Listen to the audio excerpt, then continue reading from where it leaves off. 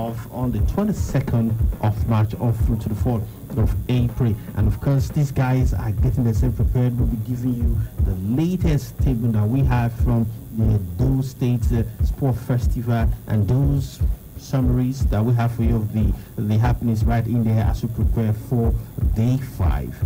Cristiano Ronaldo has continued to set, break, and do something fantastic for himself and for his new football club that he signed for since last season, Juventus. He had to be the one that made things 1-0 at the end of the 90s against Milan yesterday in the semi-final and the first leg of the Coppa Italia, and making it 11 consecutive games now that he has been involved in getting the goals for Juventus, and this man is not slowing down anytime soon. And also we'll be diving into the life of Hakim Ziyech, the new boy in town, who has since probably maybe made up his mind to join Chelsea at the end of this current campaign, and of course try as much as he can to help Ajax finish very well at the end of this season. We will dive in, and his life, trust me, will inspire you, you that is out there, that no matter the circumstances you are in right now, you can become someone in life, boy or girl. So many more we'll be talking about on the show this morning. So let me now welcome you to yet another exciting edition of your favorite sports show on radio. Remember, it is Sport Fiesta, reach live on 2.7 KUFM down here in Venice. I'm the sports Berlusconi, Sanofi Francis, the Bacadabra of Sports, Alejo Ibrahim is here, and Egusa Aigikan, the sports maestro, is also here in the studio. And plus, we'll be giving you highlights from what happened last night as far as the NBA is concerned, and some other combat stories we have for you, especially in the world of boxing ahead of next weekend. Probably the first major fight this year, talking about the Tyson Wilder 2 that we're expecting in the United States of America on the 22nd of February, which is obviously next weekend. Okay, guys, let's dive into it. Let's start from the Edo State Sports Festival that is currently going on right now, right at the sports complex of the University of Benin. And we've seen results, and yesterday on our way, a very good friend of the house and a fan as well, Tabitha, she was involved in the boxing bout and she came out tops. Yes, great stuff yesterday from the Edo State Sports Festival, where boxing matches, they had boxing bouts yesterday, and for Tabitha to have won boxing gold via split decision, I think that was great for her.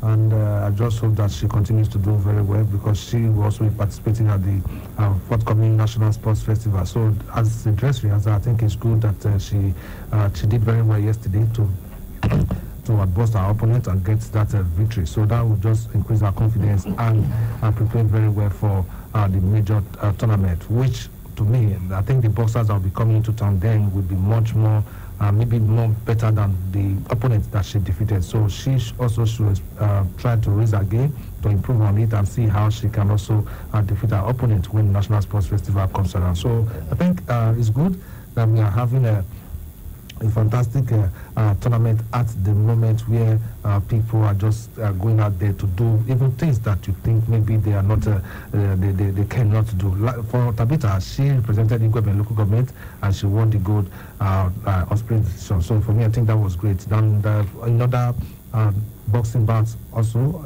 for instance, in the 48 kg, the female super flyweight category, 12 years old, Badamosi Asha of Ibobaoka, she was in action, as she took the crowd by surprise, as she defeated 20 years old Nefisat via split decision, 2-1 to emerge champion. Imagine 12 years beating 20 years old. You need to see how the confidence, will increase in that 12 years old. And in the May 60 kg category, Okori Royce of Oredo local government also won gold medal after defeating silver medalist Gustin Emmanuel of Eastern Central via split decision. So these are just some of the boxing bouts that they had yesterday. So it's really, really good. But we are looking forward to a fantastic competition where Edo State will come out tops as the host of the National Sports Festival. Congratulations to Tabitha. I recall asking her a couple of weeks back what she was doing, and she said she was in school somewhere in the southwest, and I was asking her about the National Sports Festival. Are you not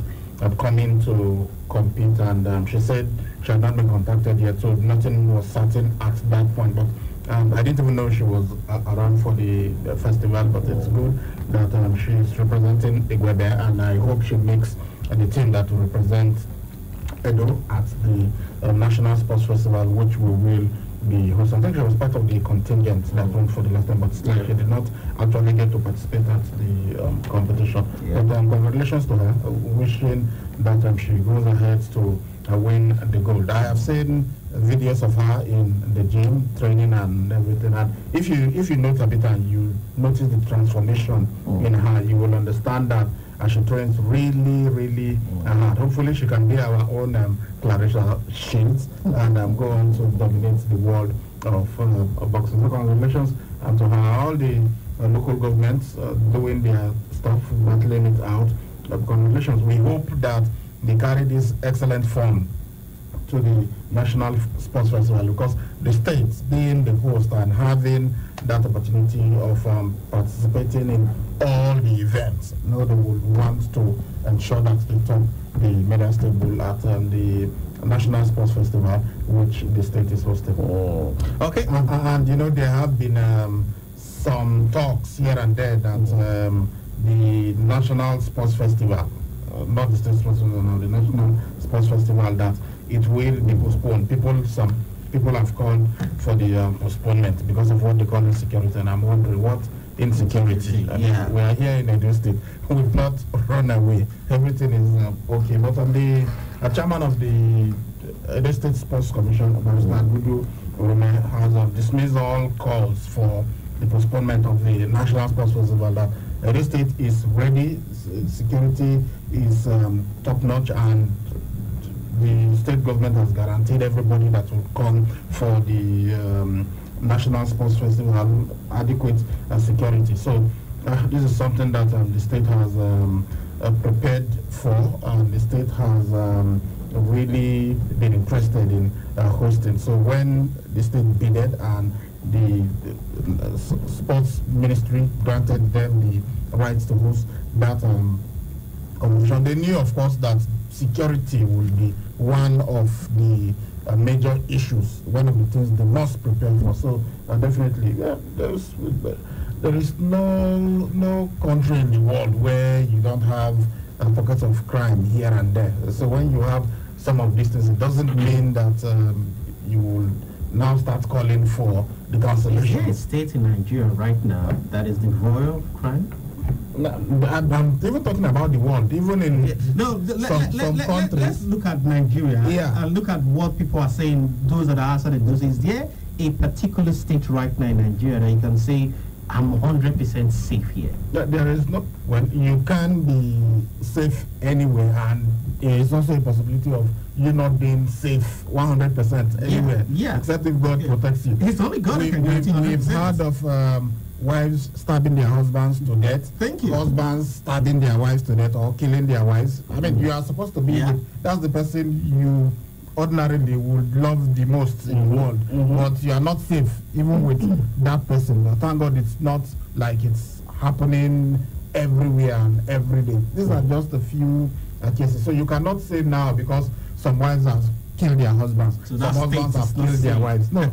Will you then say marriage is not safe? Do not get married. Because a couple of people have been involved in something like that. You just you need to have a way to manage it. So, Dudu, let me quote him now. He said, Benin City and indeed Edo State is safe. People are going about conducting their businesses without fear or molestation of any kind. At any rate, is there anything happening here that is not happening in the state where he resides? Was apparently referring to what somebody said. So much investment has gone into preparing for the sports festival, and any call for its postponement at this time is totally uncalled for. And so it is right, honestly, we should disregard all calls for the postponement or the cancellation of the National Sports Festival. Yes, we've had a few cases of improvised explosive devices going off in one or two areas. But look, that is not enough for you to say, because of this, we are not going to have the National Sports Festival. As we have mentioned in the past, when some countries, when they were supposed to play Nigeria, said the country was not safe, they were not going to come. Like, come on. Even in Maiduguri, the epicenter of the Boko Haram crisis, NPFL matches, when El Kanemi won the NPFL, they're still playing matches in the NPFL, right there in Maiduguri, in Borno State. There are so many countries in the world where they have crisis, but we still have international competitions taking place in those areas. So you cannot, because of a few cases of people committing crime, then you say it's not safe to have the National Sports Festival. So Edo State is prepared. We are ready to host the National Sports Festival. So I agree with the chairman of the Edo State Sports Commission.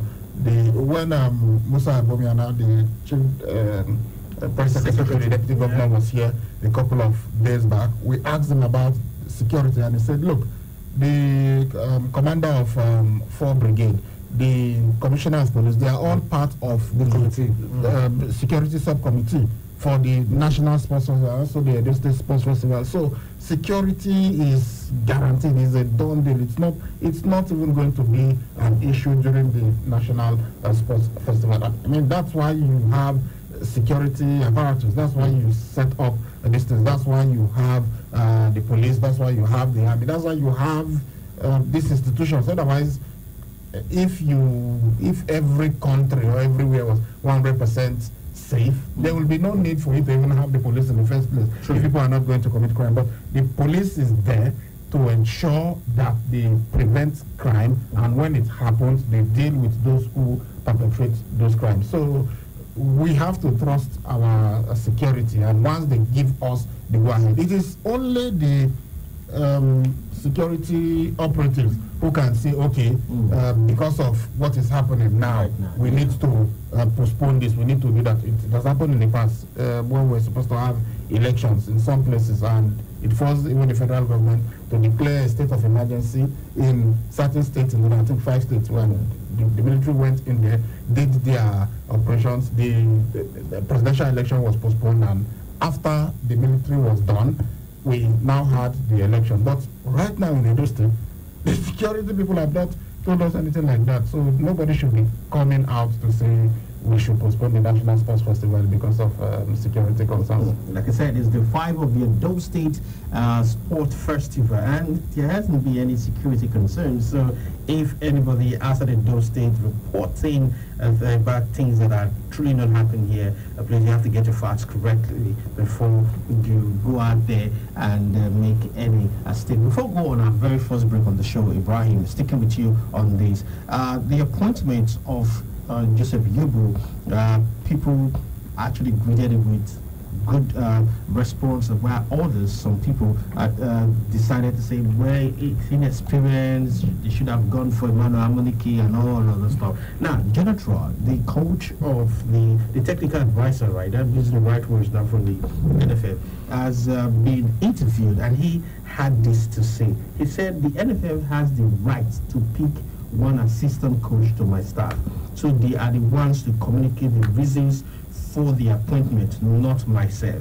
I was informed by Amaju Pinnick in a telephone call before it was made public. I have the responsibility to develop coaches from Nigeria as I grade with NFL. I am more than happy to do that.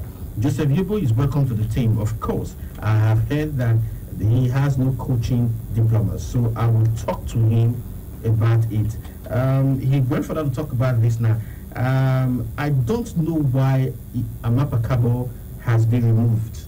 I worked very well with him. He did a very good job with me. I regret his departure, but since the NFL has the right to take this decision, there's nothing that I can do about it. What is he trying to tell them? What? Because there's a well, he's clearly saying that he wasn't consulted, so he is not happy with the decision. That's basically what he has said. But he's right. The NFL has the right to do whatever they want. I mean, he's an employee of the NFL. They can even sack him. It's within their right. But is it the right decision that they have taken?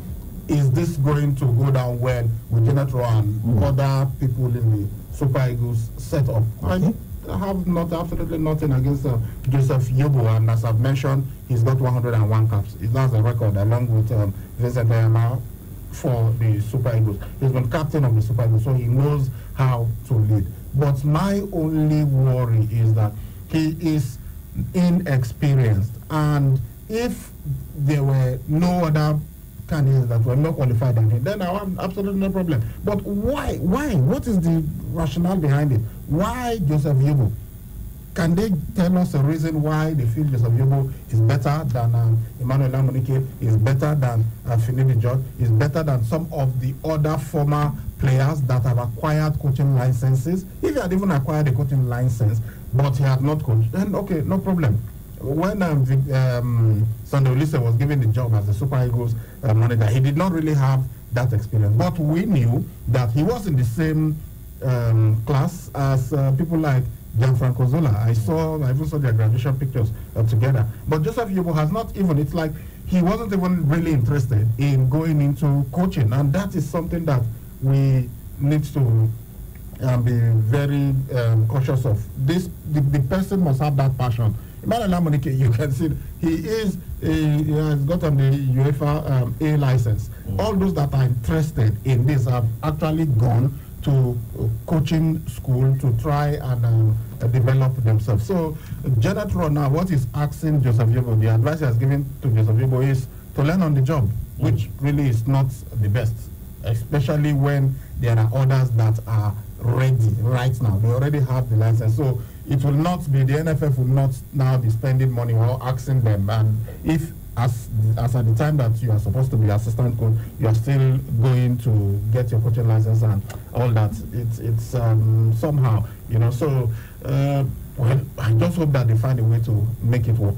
And I hope nothing happens with Janet Rowe, because if it does, it will mean that, well, it doesn't have to be that way, but most of the times when you ask the top man to step aside, it is the next person to him that would climb up. So I don't know. I think Salisu Yusuf is still in the setup, so maybe it will be Salisu Yusuf that they will ask to take charge, or maybe it will be Joseph Yobo. So I think they ought to have gone for somebody, or if Yobo were interested, he should have started the process of getting his coaching license. If we knew, for instance, that he is taking courses, he has applied, he is on his way to getting his coaching license, then no, I don't think people would raise much eyebrows. But when you overlook those that are there already, those who have already gone to acquire these licenses, and you give it to somebody that maybe he wasn't even really interested in becoming a coach in the first place, so what are you doing? It will raise some questions, and that's why people have been talking. And now, from what the manager of the Super Eagles himself is saying, you can see clearly that he wasn't consulted. He was just informed that this is the decision that we've taken. In case you're just dropping by, this is 92.7 KUFM down here in Benin City. You're listening to Sport Fiesta with the sports spreaders, Collins and Alfred Francis, Ibrahim Sports, and Ibrahim and Yahuza Aigbe and the Sports Maestro. We'll be back to continue with the show after this quick commercial break. Please stay with us. I'm tired of the poor power situation. Every time I stock the fridge, I come back to spoiled food. My dear, I am tired too. I think it's about time we go solar. Go solar? With Vertical Solar, we can go solar for as low as 36,000 naira monthly by paying in installments of up to 12 months. Really? Vertical Solar range of products can power household devices such as televisions, fridges, air conditioners, microwave, water pumps, electric iron, washing machine, and lots more. With extensive pay in installments plans up to 12 months with 10 years warranty. Wow, what are the benefits of solar energy?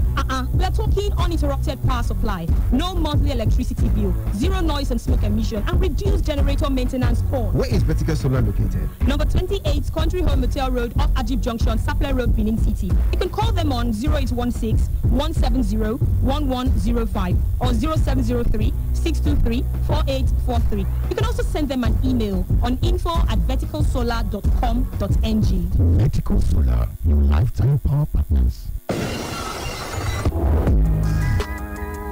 Do you know that following people without their consent is stalking and it's an offense? Don't be an offender. We give our consent for you to follow us on all our social media platforms. On Facebook at KUFM Nigeria. On Instagram at KUFM Nigeria. on Twitter at KUFM Nigeria. Check out the latest pictures and videos and catch breaking news, entertainment gist, trending issues and happenings on social media by following us at KUFM Nigeria across the various platforms. KUFM, turn on excitement.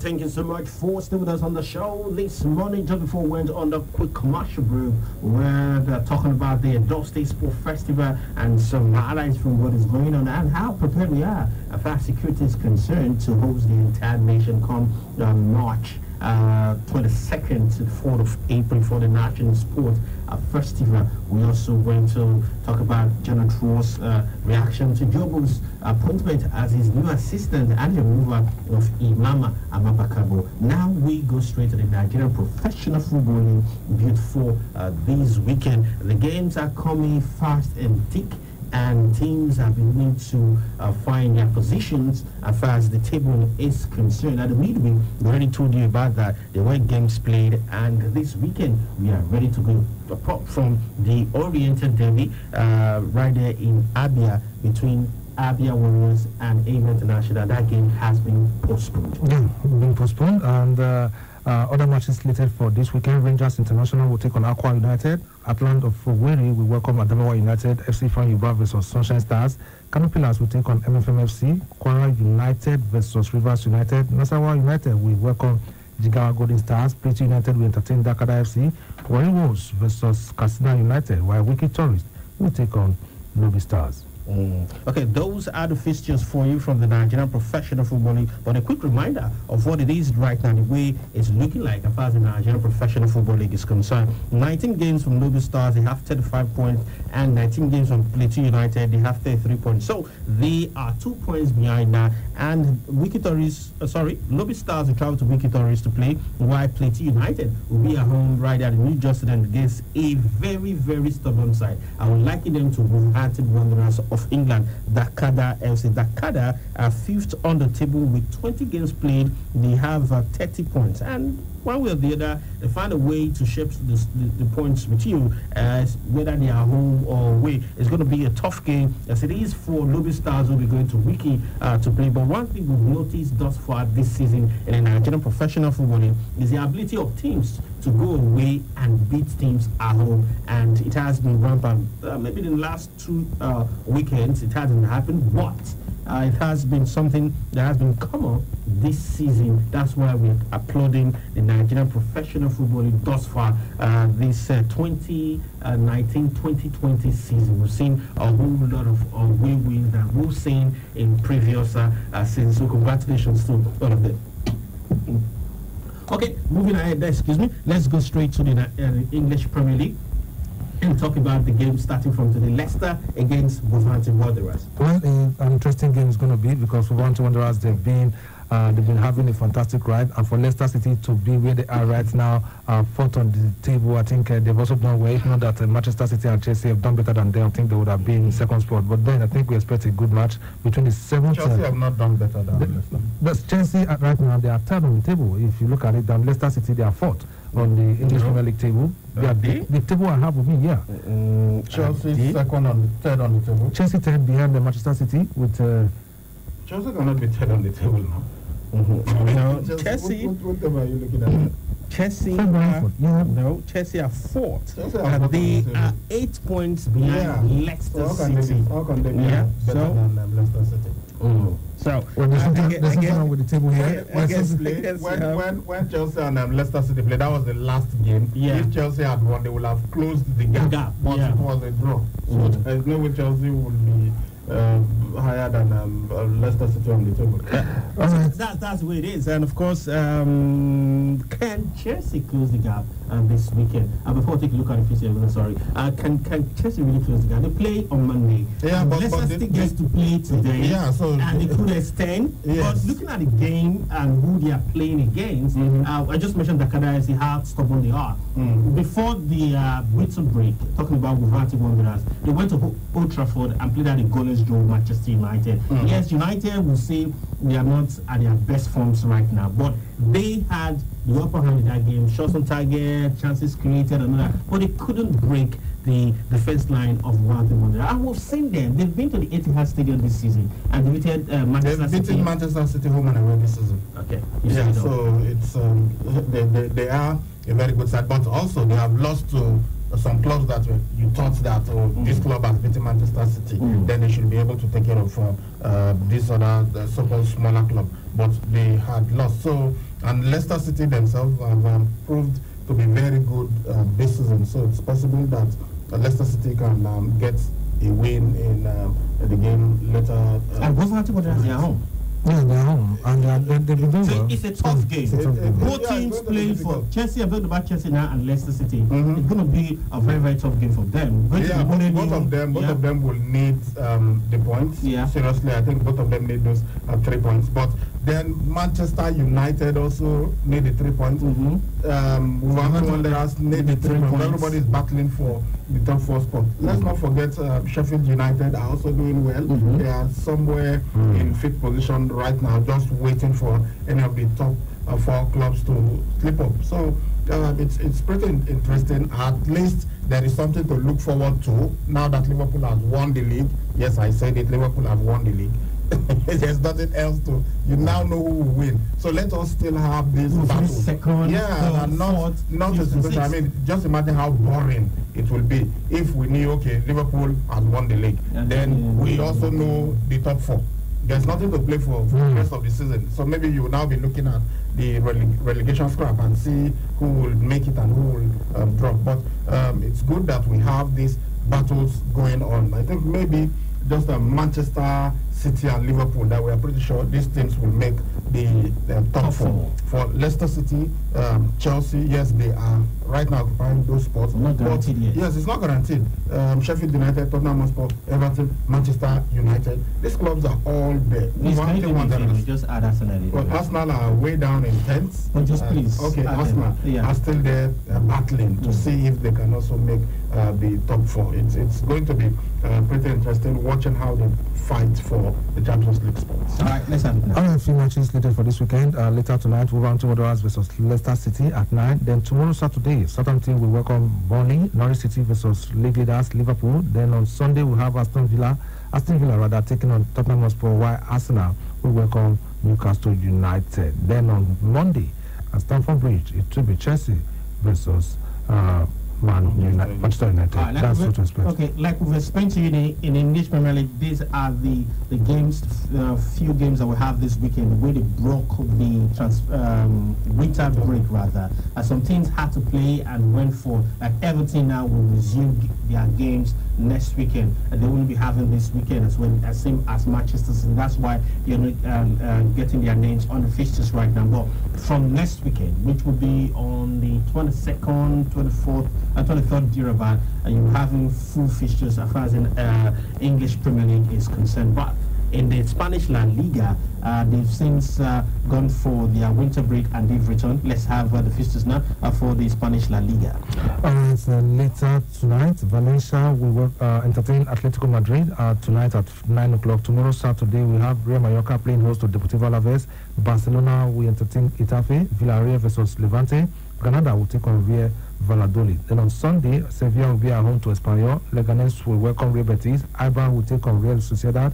Athletic Bilbao versus Osasuna, while Real Madrid will do battle with Celta Vigo. All right, before we take a look at the Italian Serie A, the games for this weekend, Cristiano Ronaldo had to be the one yesterday to make things 1-1 right here at the San Siro Stadium, taking the game to the second leg of the Coppa Italian semi-final that will happen in Turin. Cristiano, 35, still scoring, and he's the man to go to when you need help in terms when you're losing or you want to win a game. He's always the man for the big occasion, and the fact that he was among those up front yesterday, and that goal came in the 90th minute from the penalty spot. sports, which goes to show that he's somebody who's really, really hungry. Not until the final whistle is blown, he doesn't believe that the game is over. That's for Cristiano. And what he did yesterday, I think that's advantage to them. If they can win the return leg 1-0, that will take them to the final of the Copa America. And also remember that Zlatan, Copa Italia. And also remember Zlatan, is also back to AC Milan. He has been doing well in some of their games. But yesterday was on the pitch yesterday, but it was Ante Rebic who scored for AC Milan. So and Juventus also one of his former clubs. And don't forget also that he played against Inter a few days ago, and though they won they lost that game. Yeah, he scored in that game, though they lost 4-2, and yesterday drew against the other his former team. So for me, I think Ronaldo is doing well, and I don't know when he's going to stop scoring. I think it's only when he hangs up. I don't know when he's going to stop scoring. Until when he hangs up his boots. Ronaldo is doing well, but Juventus are messing up big time, and you've got to fear for them in the Champions League. I really do not think that if they continue like this, if there isn't much improvement, then they will be knocked out. We saw how they have allowed their leadership. At one point, they were leading with 4 or 5 points, but now Inter has overtaken them on goal difference. So you've got to wonder what Sarri is doing. People said the players at Chelsea did not understand the concept of Sarri ball and what have you. Now he's at Juventus, and you have a team that had won the Italian Serie A 8 times consecutively. If they fail to win this, then it will just go to show that the guy does not know what he is doing. Because I wonder why you have those kinds of players and you're still not able to, by now, running away with the league. That's what Juventus have done in previous seasons. By this time, they will be like 7 or 8 points above the team that is a second. And if not for the goal-scoring prowess of Cristiano Ronaldo this season, perhaps by now they will even be further down in the Italian Serie A. So they have got to be very careful. Otherwise, Sarri might not survive this season if there isn't significant improvement in the results that they put up. Cristiano Ronaldo has been consistent, always scoring. But when was the last time they won a match comfortably, even in those games that they won? How many times have they been able to win a 4-0, 5-0? This is the way Paris Saint-Germain is doing, or the way Liverpool have just run away with the English Premier League title. So we can talk about Ronaldo scoring goals, but the team generally is playing poorly under Sarri. Okay. Current fixtures for this weekend. Matches starts tomorrow. Lecce will be at home to Spal. Then Bologna versus Genoa. The Atalanta will now welcome Roma. These are the 3 matches for tomorrow. Then on Sunday, Udinese will be at home to Verona. Juventus will welcome Brescia. Sampdoria versus Fiorentina. Sassuolo will be at home to Parma. Cagliari will entertain Napoli, while Lazio will do battle with league leaders Inter Milan. Okay. On Monday, Milan at home against Torino. On to the German Bundesliga now, matches will start today. 1 game today. Borussia Dortmund will be at home to Eintracht Frankfurt. Then tomorrow, Saturday, FC Union Berlin will play host to Bayer Leverkusen. Augsburg versus Freiburg. Red Bull Leipzig will welcome Werder Bremen. SC Paderborn versus Hertha Berlin. Hoffenheim will take on Wolfsburg, while Fortuna Düsseldorf will entertain Borussia Mönchengladbach. Then on Sunday, FC Cologne will take on Bayern Munich. Mainz 05 will be at home to Schalke 04. These are the matches to look at for this weekend in the German Bundesliga. But for Hertha's coach, he has announced his resignation, talking about jogging place. All right, to the French Ligue 1, which starts tonight. AS Monaco will be at home to Montpellier. Tomorrow, Saturday, Amiens will welcome Paris Saint-Germain. Bordeaux versus Dijon. Nantes will take on Metz. Toulouse will play host to Nice. Nice will entertain Angers. Then on Sunday, Lyon will do battle with Strasbourg. Brest versus Saint-Etienne. Reims will take on Rennes. Lille will play host to Marseille. I think that process to be explosive. Lille and Marseille. These 2 teams, they are in fine form. All right, those are the fixtures for you from the major leagues, the 5 major leagues that we monitor down here on Sport Fiesta 92.7 KUFM here in Benin City. Let's move away from football now and go straight to combat sport. Tyson Fury has told the world once again that he needs to knock out Deontay Wilder in their rematch coming up next weekend for him to be sure of winning the WEC bet from Deontay Wilder. Is that going to be possible? We've seen this guy. He can punch, Deontay, and he can also take punches as well. Last time I both punched themselves, but it was only Tyson Fury that went down, but came up stronger, better, and that game ended in a draw. Can he be the one professionally now to knock out Deontay? It's going to be very difficult, but it's not impossible. I think this week is the 30th anniversary of Mike Tyson being knocked out by James Buster Douglas. That was something that the world did not expect. Mike Tyson was unbeaten. He was the undisputed world heavyweight champion. He was the youngest heavyweight champion. So he was just an unstoppable force. Pure brute unleashed on the boxing world. You know, so when he took on James Buster Douglas, everybody was talking about Douglas being like a lamb being led to the slaughter slab.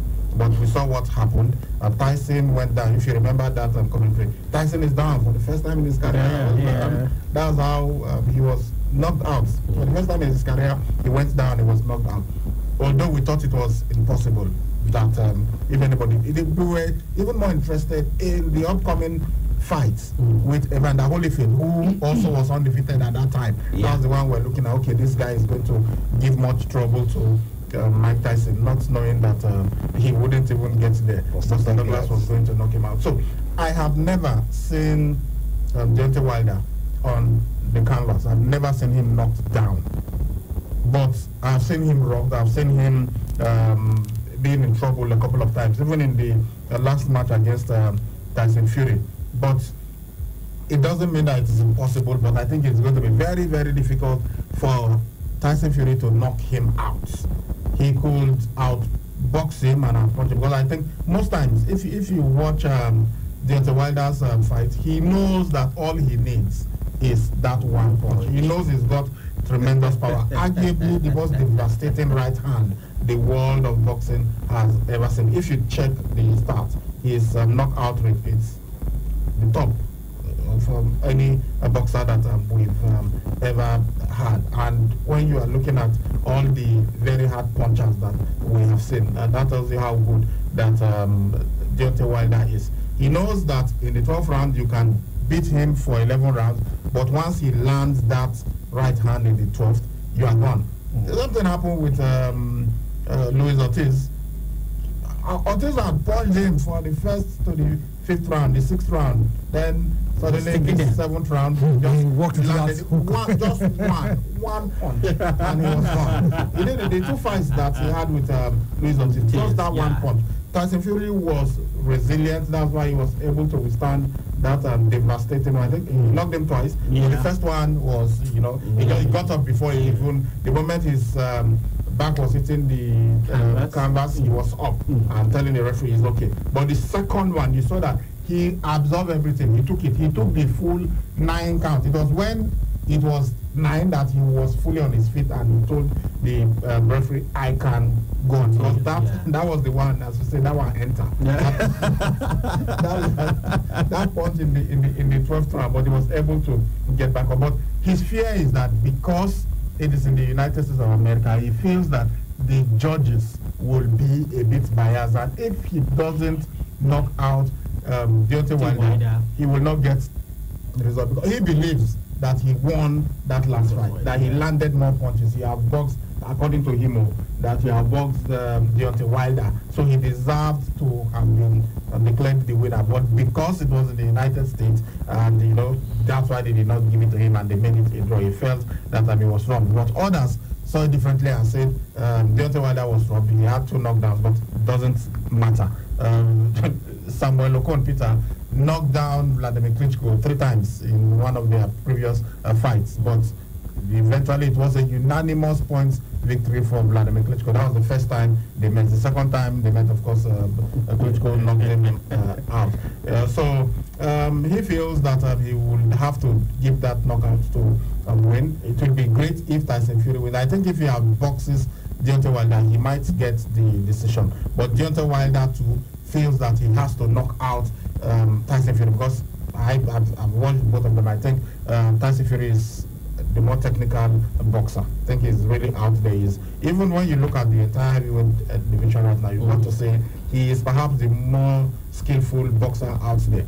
Anthony Joshua is good when he wants to box, as he proved in that case versus Andy Ruiz, the second fight that he could really box and is really technical. But I think Tyson Fury is also up there with him. And if Tyson Fury wins, he's going to be the first boxer ever to win all the 4 major belts, although it's not going to be at the same time until we have unification. But remember that Deontay Wilder, the only belt he has held is this one, the WBC. Tyson Fury has held the IBF, WBA, and WBO, which Anthony Joshua currently holds. So if Tyson Fury wins, then he is going to become the first boxer to hold all four at different times. Then maybe we can now have that unification bout with Anthony Joshua, although he has a match coming up with Pulev. So if he wins, then we might be thinking of this unification bout, so that we'll have for the first time a first ever unified 4 belts heavyweight champion. During the time of Mike Tyson, Evander Holyfield, Lennox Lewis, it was 3 belts, but now we have 4: the IBF, WBA, WBO, and the WBC. So, and these guys that are out there right now have the unique opportunity of being the first heavyweight boxer to hold 4 belts. All right, during the rematch, they're talking about Anthony Joshua and Andy Ruiz, 2 right there in Saudi Arabia. Deontay Wilder went under the skin of Anthony Joshua, saying that he believes that Andy Ruiz is a better boxer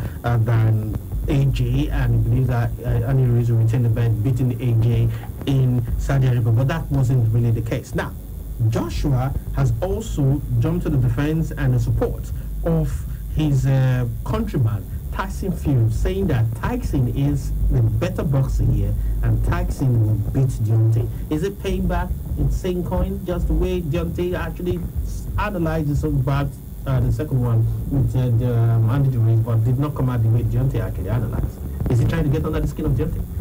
Well, I think when you are trying to get under the skin of your opponent, you need to say something. But then I think the better fighter will get to win, because it's not going to be easy. What we are looking forward to this 22, I think is going to be really tough. For Deontay and Tyson as well, they are both undefeated. So whoever gets to win, I think they deserve to get what they want. But for Anthony Joshua, well, for after having reclaimed his titles, I think he should just wait in the corner to see who is going to come out. And since he reclaimed his bets, there have been talks of Joshua's fear factor has been, is gone and all that.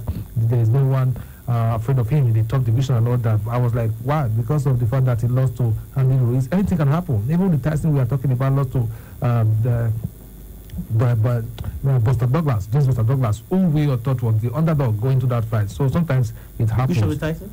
Mike Tyson? Yeah. Okay. Yeah. So it happens. But then I think for Joshua, he should just relax and wait for whoever is ready to face him, and he should take them Well, out. I don't think necessarily he's trying to get under the skin of Deontay Wilder. He wants Tyson Fury to win. Anthony Joshua, it's clear. He and the hand have said it, that it would be easier to set up a match with Tyson Fury, that they have been trying for years to get Deontay Wilder to commit and fight them, but he has been running. Although he says it's Anthony Joshua that has been running, but both of them, Anthony Joshua and his manager, have said, look, we prefer Tyson Fury to win because it will be easier to set up this unification bouts. However, I think Anthony Joshua said that he thinks Deontay Wilder would actually go on to win this fight. But I think if you look at both of them, as I said, technically you feel Tyson Fury is the better boxer. However, the guy that has got the most power is Deontay Wilder. So can Tyson Fury avoid that right hand? That is the basic thing when you're fighting against Deontay Wilder. Can you avoid that powerful, destructive right hand for the entire 12 rounds?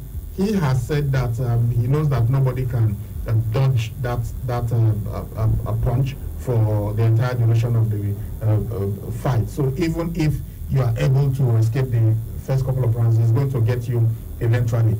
And Anthony Joshua also realizes that. He said if he fights Deontay Wilder, if he ever gets to battle him, then he knows exactly what to do. That he's going to come at him and try and knock him out before round 7, because he knows that the guy, so long as he's still standing, then it's still dangerous. Once it hits you with that right hand, you are likely to go down. So the idea is to take the fight to him and knock him out before he even has that opportunity of landing the right hand. You could see clearly that that's what he did with Luis Ortiz. He could not have boxed Ortiz. He was at box for the entire duration until that punch came, that sweet punch came in round 7, and that's how he won. And Eddie Hearn has also gone on to say that Deontay Wilder is saying right now that Anthony Joshua is not in the picture, which means he's laying the foundation to avoid the fight. That even if he wins against Tyson Fury, he is going to say something like, well, I do not want to fight this guy. He has wasted my time in the past, and we might not have a unified champion. That's why they want Tyson Fury to win.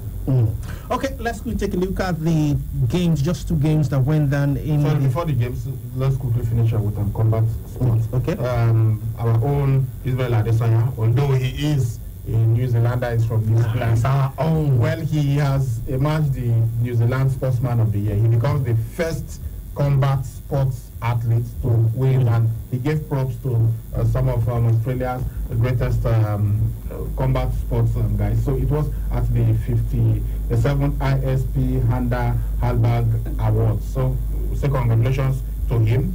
He went on to say some things, and you know, there cannot be, it will not be an Israel Adesanya speech if there aren't swear words and expletives. And yesterday, well, he caught himself at one point and said, oh, this is supposed to be family friendly, so I'm not supposed to say certain words. And then he went on, well, F it, and he started. But anyway, congratulations to him. And he said some things, which at one point I was wondering, is this guy talking about home? Is he talking about Nigeria? Because he used that and pull him down syndrome stuff.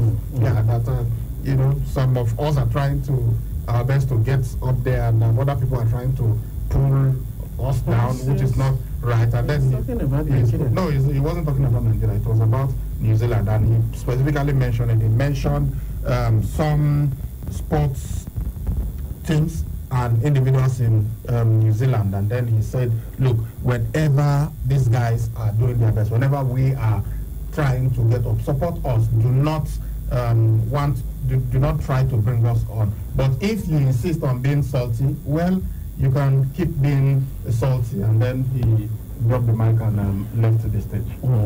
Okay, let's take a look at those results now. Talking about the NBA, just 2 games played over the course of the early hours of this morning. Okay, Boston Celtics at home against LA Clippers. That game went to overtime, and the Celtics 141 points to 133 points. Massive there. New Orleans Pelicans at home, but were beaten by visiting Oklahoma City Thunder. 118 to 123 points. It ended. No games for the early hours of tomorrow. They are celebrating the day Valentine. Okay, let's quickly take a look at the messages now before we take the final whistle and wrap up the show this morning. This one says, good morning, guys. I'm sorry I have not sent message for some time now. Arsenal fans have disappointed me greatly. I celebrate you guys, from Mr. Arsenal. Mr. Arsenal, is it Arsenal fans that are disappointing you all? Arsenal as a football club. Anyway, thank you for reaching out to us. Ibrahim, very sorry for the inconvenience you suffered during the demonstration of the youth tipper drivers that made you, the manager of management, threat to manage your office. That is the power of accidental discharge and its effects, which the police will continue to defend from, that's away from one, the police are not always defending accidental discharge. They actually reprimand those who are involved in stuff like that. And secondly, I don't understand what you mean by the manager of management. And trekking, it's healthy. Once in a while, I actually trek to the office, you know. So it's you need to exercise a bit once in a while. But thank you for your concern. I appreciate it. The Bawaka local government will win this sports festival. Kelechi Madu from Depo. Okay, Kelechi. It's like maybe somebody special, is from Babaka. Maybe that's what it is. I wonder why Ajax will sell such a good player like ZH. Well, congrats to Chelsea. It's business, not business. So they sell, and sometimes they also buy. Good evening, sportsman. In your news, you mentioned that Yobo has 100 caps, which is wrong, Mr. P. Mr. P, are you sure you had right? Because you said 101. Yobo has 101. 101 caps. Anthony from Lucky Way, still on the Agahua issue, please. That's just what you wrote on. I do not know the Agahua issue you're talking about. It was his birthday this week on FIFA and NFF celebrated it. Good morning, sir. I learned. Okay. This is the one he was referring to. Good morning, sirs. I learned Julius Agahua just celebrated his 30th birthday. Please, which of the Agahua are they talking about? Maybe you're the one that is It's the Agahua that is the footballer now. Julius Agahua, yes. Did you celebrate 30th birthday? 38. Yes. They said 38. Okay. Yeah, it was his 38th birthday. Good morning, sportsmen. Juventus and Coach Sarri, for me, the mistake Juventus made is giving Sarri the job that way. That's why to win the league this season will take a miracle to do that. From Wilfred upon Sapomba. This one is watch Juventus closely and you will realize that Ronaldo is one of the problems. Before he came to Juve, Mandzukic, Dybala and the likes were linking up well up front and scoring braces and hat-tricks between them. But Ronaldo came and Mandzukic lost form and was sold because Ronaldo wants to do it alone. So let Juve savor the moment. You must really hate Ronaldo if you think that Mandzukic lost form because Ronaldo came. That is not true. And besides, Ronaldo was there last season and they won the league with ease. So what are you talking about? Good morning, sports crew. I think CR7 overhead kick that gave Juventus the penalty yesterday was brilliant. Meanwhile, Sarri is not a fantastic coach and it will not be CR7 fault if Juventus do not win the Champions League. Well, he's one of the players, so it will be all their faults. Okay, let's take one more. Has a player goals, celebrations, appearance led to death? Can we take another one? Okay, just stick one. Just stick one. Wilder is my favorite boxer. I love that guy's right hand punch. Kelechi Madu from Depo. Nice one, okay? And this is when we have the very courties on the show this morning. But before we do that, let's take the final whistle on the show. I signed a contract renewal at the end of the season and I went away with the Brazil national team. 5 days later, they called me to tell me that I couldn't continue with the renewal. It was never in my hands. I wanted to stay. If the club didn't value me as I thought they should, then the decision wasn't in my hands. I would have liked to have stayed, but it wasn't up to me. Brazilian legend Ronaldo Luis Nazario de Lima, popularly known as Ronaldo, has revealed that he never wanted to leave Barcelona after his prolific season at the Nou Camp in the 1996-1997 season. And that's the final whistle on Sports Fiesta this morning. And once again, it's time for us to leave the studio. But a big happy birthday to a very good friend of mine, freaking Tony Inoma. Thank you so much. Today we are coming together to celebrate, and thank you for allowing me coming to broadcasting. Without you, I won't be broadcasting for Sanofi Francis. So once again, the freaky fingers of independent television and radio. Happy birthday to you. Catch you guys later. Bye bye.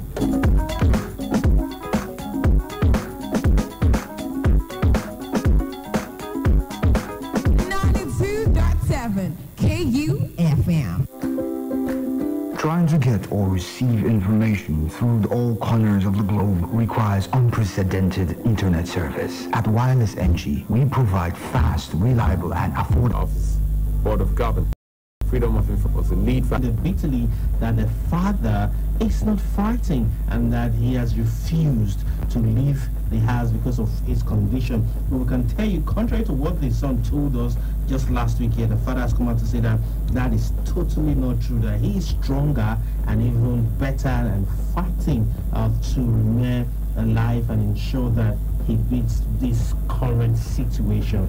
Now, Frank Lampard has told us that the reason why Chelsea Football Club of England went to sign up, which would be confirmed officially by Chelsea in the summer that is fast approaching, is former street footballer who is number 8 from a family of 8, believed in himself, got his football going in Morocco rather, and now he is with Ajax, and very soon at the end of this season he'll be moving down to London. That the reason why they went for him is going to be that player that will unlock defenses. That is the opponent's defenses. That is what we are expecting Akim Ziyech to come to Chelsea to do for their next season as far as Frank Lampard is concerned.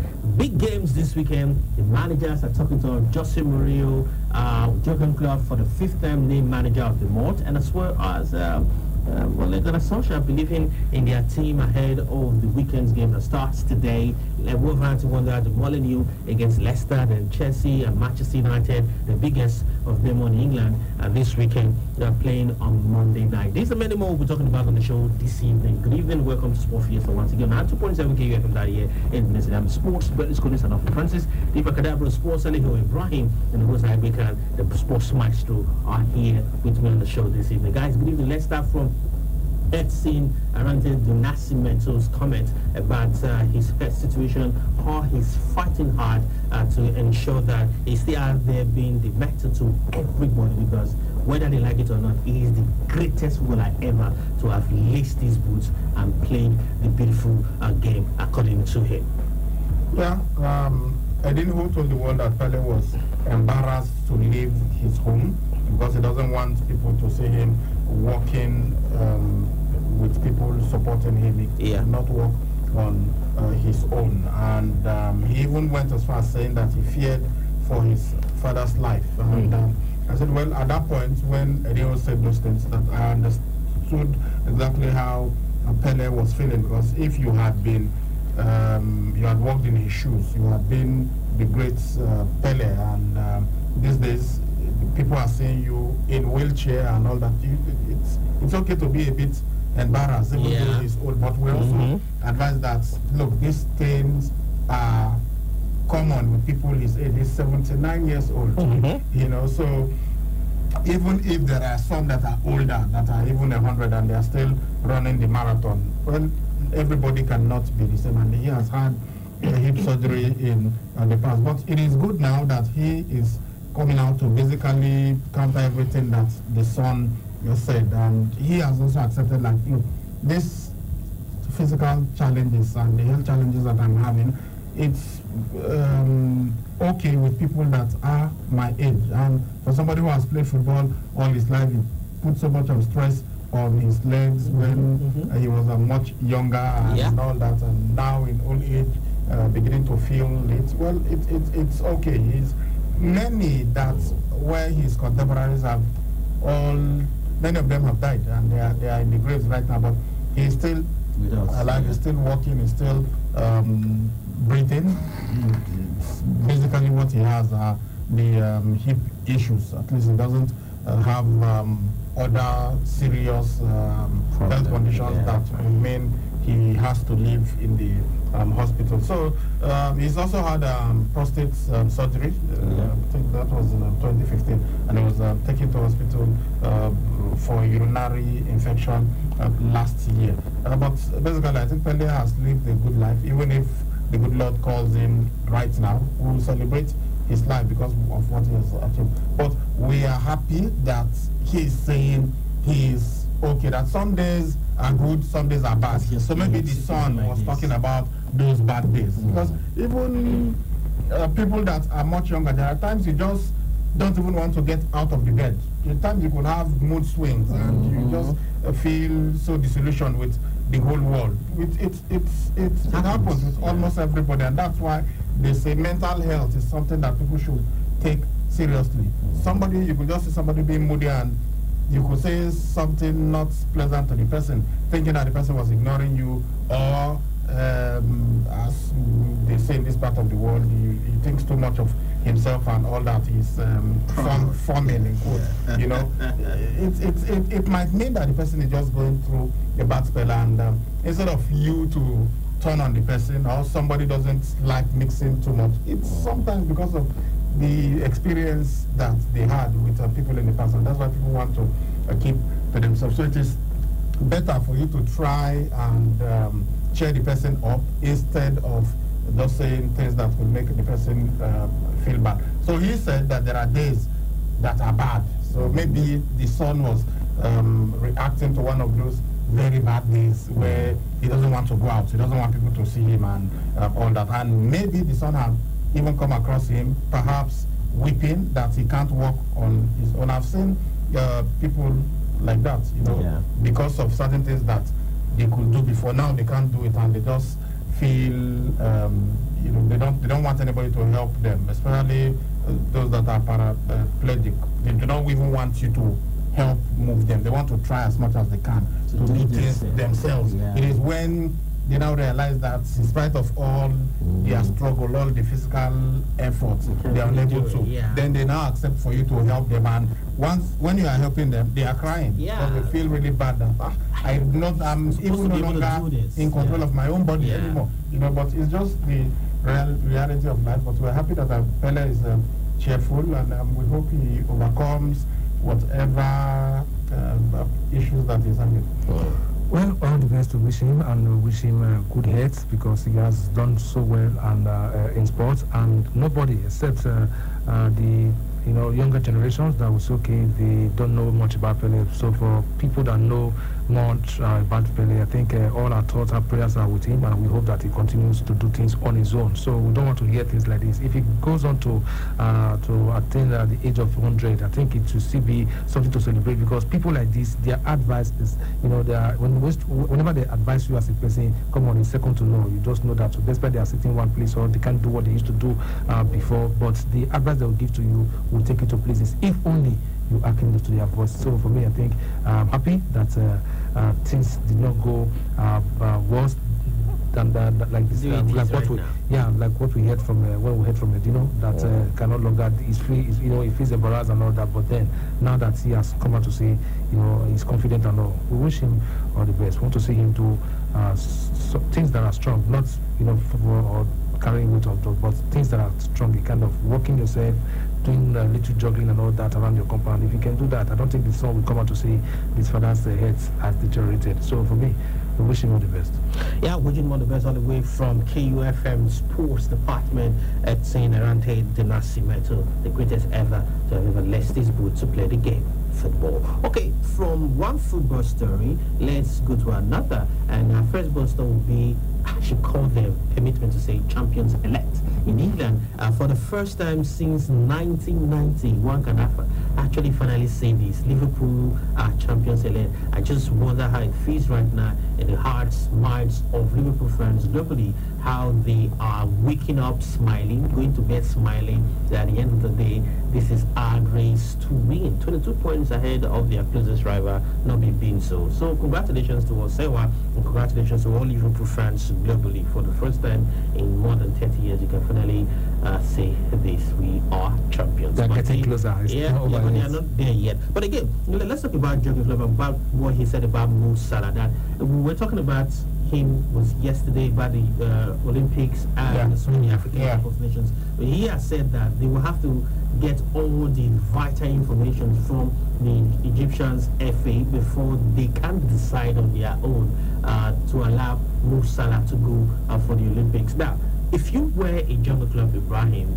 would you allow your priceless assets to leave and all for the Olympics? Because you need him to rest because of the kind of engagement he has had, not just this season, but last season as well, at the African Cup of Nations. At some point, he also went there. And you also know, at the back of your mind, that you're losing for, let's say, first 3 games of the season. You'll be back maybe by September, the end of that, to really play your games after the transfer window is short. And again, after September, October, November, December, in between, you're going to be international games and all that. He is going to go finally for at least 1 month and 2 weeks to play in the African Cup of Nations. Well, I will still repeat what I said yesterday. I think Liverpool might have to tell the English, the Egyptian FA, which is what I think they will do. Choose one. It's either he goes to the Olympic Games or he goes to the African Cup of Nations. He cannot go to both competitions. So, and if I were Liverpool, I would prefer for him to go to the Olympics, because even the rest that we are talking about pre-season, it's not really rest like that. Yeah. It's just that they want the team to bond together. Yeah, they need that team time together so that they can get to plan what they will be doing. They will be playing matches even during pre-season, so it's not going to exactly be resting. And so the same thing with the Egyptian team. If he joins them, they will go to the Olympic Games and probably play. It's only when you are going to win the goal that you play about 7 matches. Otherwise, maybe it will just be 3 matches that you will play if they don't qualify from the group. He joins them during pre-season. So I think that Liverpool would eventually think about it and say, okay, let him go for the Olympic Games. But this one that they are asking for the details, you know, maybe they are thinking, okay, we can allow him to go for the Olympics and still go for the African Cup of Nations. Yes, but it is going to be a bit, you know, stressful for him to attend those 2 competitions. But if I were Liverpool, I would say pick one and I'll allow him go for the Olympics. I think it will be better for them that way, because even if he is going to miss the beginning of the season, it will be maybe just 1 or 2 matches, and he will be around fully for the rest of the season. Then the African Cup of Nations.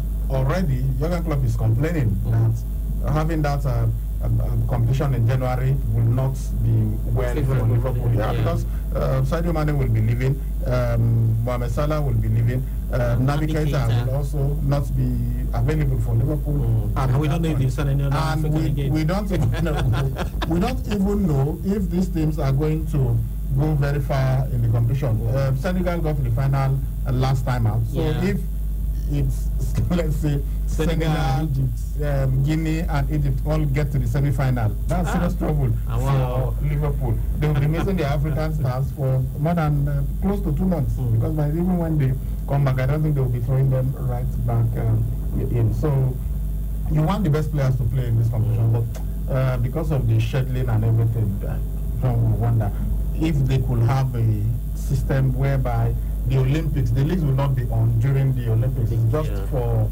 a month and a couple of weeks. So maybe they can have that so that it will stop some of these things where you have the best players. When you have superstar players, they can make certain demands. If you land a Messi, for instance, or Cristiano Ronaldo, this one can say, I'm going to play for my country at the Olympics. And there's not really basically nothing that you can do, because you need these players. But if you are a player that is not, when Mohamed Salah, Sadio Mane, Naby Keita to an extent are those kind of players too for Liverpool. So I'm sure the club will really want them. But sometimes if you overplay it, you just might lose your spot in the team. That's what happened to John Mikel with Antonio Conte, because he decided that he wanted to go to the Olympic Games. They congratulated him when he won the bronze medal, but when he came back, he was frozen out of the team. But he said that was the sacrifice he was willing to make. All right, we'll go on our first break on the show this evening. We'll come back. We'll also review all the managers' comment earlier today ahead of the games this weekend. Please stay with us.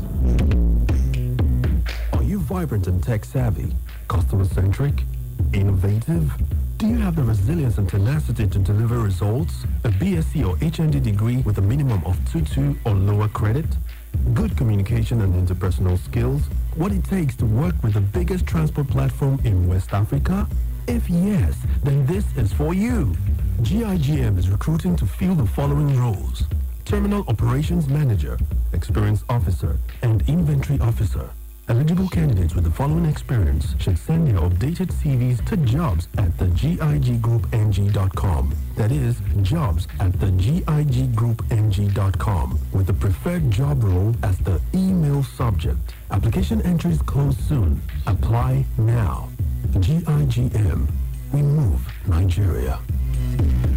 E don reach 19 years when God give me one fine girl pikin. The name when I give am na Amede. E mean river of water. That time money no too plenty for our hand, but we put am for mind say Amede must to go far for school. I dey hear different stories say people dey send their girl pikin go abroad go do some kind things when mouth no fit talk. Some die for there, some carry empty hand come back. But me, I tie my wrapper well say yama life no go near my Amede. Lie. When she still be small pikin, only she use her hand take make cream when clear all the pimples come out for her face. Now she don't turn that cream to business. Now so she said they make money to go university. Belle just dey sweet me no be small. Make yourself help your girl pikin make am for here oh. My pikin Amede and your own pikin not dey for sale oh. Chance boku for here to take make am for your area. Just visit notforsale.ng. Now National Agency for Prohibition of Trafficking in Persons now carry this message come give you now oh.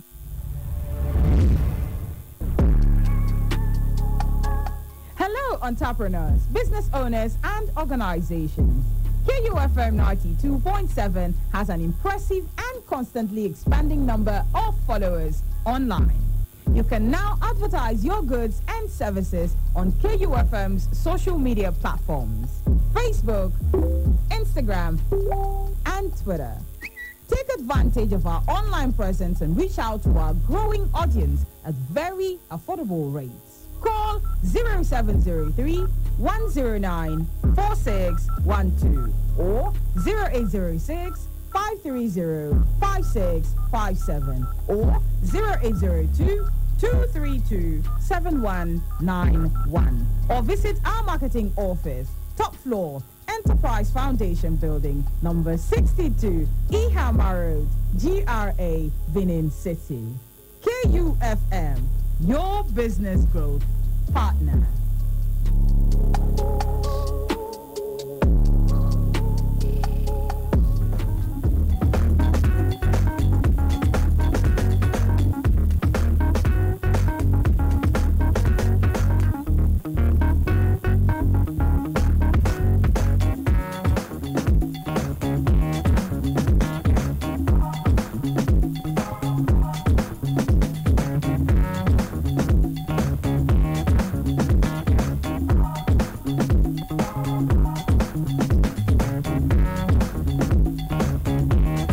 Thank you so much for staying with us, and we're back on the air now. Okay, let's go over now from the Anfield Stadium to the Stamford Bridge, where Chelsea manager Frank Lambert spoke about their new signing that will be officially confirmed. But the way he said it's officially confirmed that Hakim Ziyech will be that player that will unlock the fences for them. True, we've seen him play for Morocco and Ajax and play against them in the Champions League, played against Juventus and Real Madrid last season in the other Champions League. He has really been a man on fire. But is he the actual person that can be that Eden Hazard, at least to them? Now, we're not talking about being a Drogba to them, we're not talking about being Archie Robert to them, but being an Eden Hazard to them. Maybe not in the first season, not maybe in the second, but a player like Hazard that can unlock defense. When the chips are down, at some point he will carry the shoulder, the responsibility rather, of the team on his shoulder to go out there. This is something great. Well, it's not something that is going to do alone. Having acquired these services right now, I think Chelsea should go ahead and get one or two quality players that we, form that solid team that Chelsea used to be. Because if you look at what Hazard did for Chelsea, come on, it will be difficult for you to get somewhere to feed the boot of Hazard, because Hazard on his own can shoulder the team's responsibility. We've seen where Hazard unlocks, we've watched how he unlocks defenses, scores goals from, angles that you never expected him, and from crosses, free kicks is fantastic, but penalties are not. So Hazard has so many attributes. So for me, I think he's a different player from Hakim Ziyech, but Ziyech, though he's a wide player, is really good, when it comes to delivering the crosses, when it comes to even scoring goals. When he's joined Ajax, the first season wasn't rosy for him. It wasn't really easy, but the second season, especially the season 2 seasons ago and last season as well, where he had consistent performances. And right now, if you look at his statistics with Ajax Amsterdam, you agree with that. Yes, this guy has done well. Even some of Ajax fans, they are saying this guy is worth £100 million. Why collecting £33 million from Chelsea for somebody as good as this? Joe is 26 years of age, but this guy has really improved on his game. Even is somebody who lost his dad at the age of 10, and they are 8, and the mother has to shoulder the responsibility from there. So he had siblings who are into football, but he was the one that really made it to the top. And when they signed him from FC20 in 2016, nobody thought that he got to this level, but he had to improve on himself, and today he's one of the big stars. We know Ajax, they are used to selling big stars. Look at Frankie de Jong, look at Matthijs de Ligt. Right now, they are both with different clubs after what they did with the club last Matthijs de Ligt, yeah, and a couple of other players. Ajax, they are a very good club when it comes to developing players. So for me, I think it's good, but it cannot replace Hazard, and it cannot do it alone. So obviously, he didn't say he would do it alone. I know. He said it's one player that can unlock defenses. That's true. The idea, the reason why they bought Hakim Ziyech is for him to be something like a replacement for Eden Hazard. Yes, they've got Christian Pulisic, but I think they are looking at him and they think that the young man is not. That's talking about Pulisic. Is not the finished product just yet. You talked about maybe not expecting Hakim Ziyech to just hit it the first season, the second season. No, they want him to hit it the first season. The player that they can afford to wait a couple of seasons for is Pulisic. Yes, and that's why they paid that huge amount for him, because they know he's very young. He's I think 22 now. So they can afford to wait. Hakim Ziyech is 26. And normally at 26 you are supposed to be at your peak. And well, with the modern medicine now and everything, the kind of training that they do, sometimes you are even hitting your peak at 60. So they bought this guy to come in there and get the job done. I don't know whether he will be an Eden Hazard immediately. He's got the potential. But Eden Hazard, low center of gravity, fantastic dribbling skills, and his uncanny ability to score goals. That's one thing that I think Hazard has got more than any other winger we have in world football. He can really score those goals. Hakim Ziyech is a pretty decent goal scorer, but I don't know whether he will score the number of goals that Eden Hazard had. And Hazard came to us when he was about 23, 24. Sure. Yeah, so much younger than Ziyech, who is 26, and he should be really at the top of his game right now. But Chelsea might give him one season, but if he doesn't perform, then they will definitely be seeing the project as a failure. But I think with his experience of English football, he's played them in the Champions League, and we've seen what he can do. He's really good, and they will be hoping that he hits the ground running. If he does, and Chelsea are able to strengthen a bit, then I think you will see a much stronger Chelsea team than what you are seeing at this time. People like Callum Hudson-Odoi will have to be at their brilliant best every time to make the team. Otherwise, they should be on the bench. And I'm sure that's why, for them to buy, in spite of the wingers that they have, they still went for Ziyech. Then it tells you that they have plans. They spoke about Jadon Sancho several times. I think that I will even prefer Hakim Ziyech to Jadon Sancho. Better finished product. He is English. And again, they talked about his agents. That's talking about Jadon Sancho and the agent fee. I think if you sign Sancho, you have to pay the agent close to 120 million pounds. And so Chelsea kind of bugged at that, and then they decided to leave it. Okay, now let's go to not to just pass the information out to other London club and Emirates. Yeah, you guys also going to make it at Arteta. You guys have plans on the way to get your summer going. That fans should not worry that your summer is going to be pretty, and next is going to be much prettier than what you guys are having right now. So kudos to you guys and all the best next season. Okay, Tottenham Hotspur manager spoke about a lot of things today, but the most important was the Dele Alli's comment that we spoke about the coronavirus on Tuesday and all that. He said he apologized with all humility. Did we actually see that humility in Dele's apology, or should Borio be saying that in the first case that shouldn't have even happened as a professional player? And right now, whether you are 25 or younger, you have fans already that are looking up to you. I want to be like Dele Ali, who came all the way from anything done and now play at the highest level in English Premier League. Well, for Tottenham Hotspur, you're talking about, it's not going to be an easy one for Dele Ali. What he did, I think, whether humility or not, but I think what he did was really wrong. You don't play with deaths, you don't play with sickness, no matter how how it is. You don't joke with those things. But he said he did those things and he apologized. And now that he's coming out to say once again that he apologized with humility, I think the only thing that will make everyone to believe that, okay, let's just assume it was a mistake, is that, okay, such thing shouldn't happen again. Okay. Because he's a big player. When you say he did not apologize with all humility, what did you expect? I should be rolling on the floor. No, he apologized and he said, look, I realized now that what I did was wrong, and he deleted the message immediately and said he was sorry. So I think we should let it go. Of course, it's clear that he did not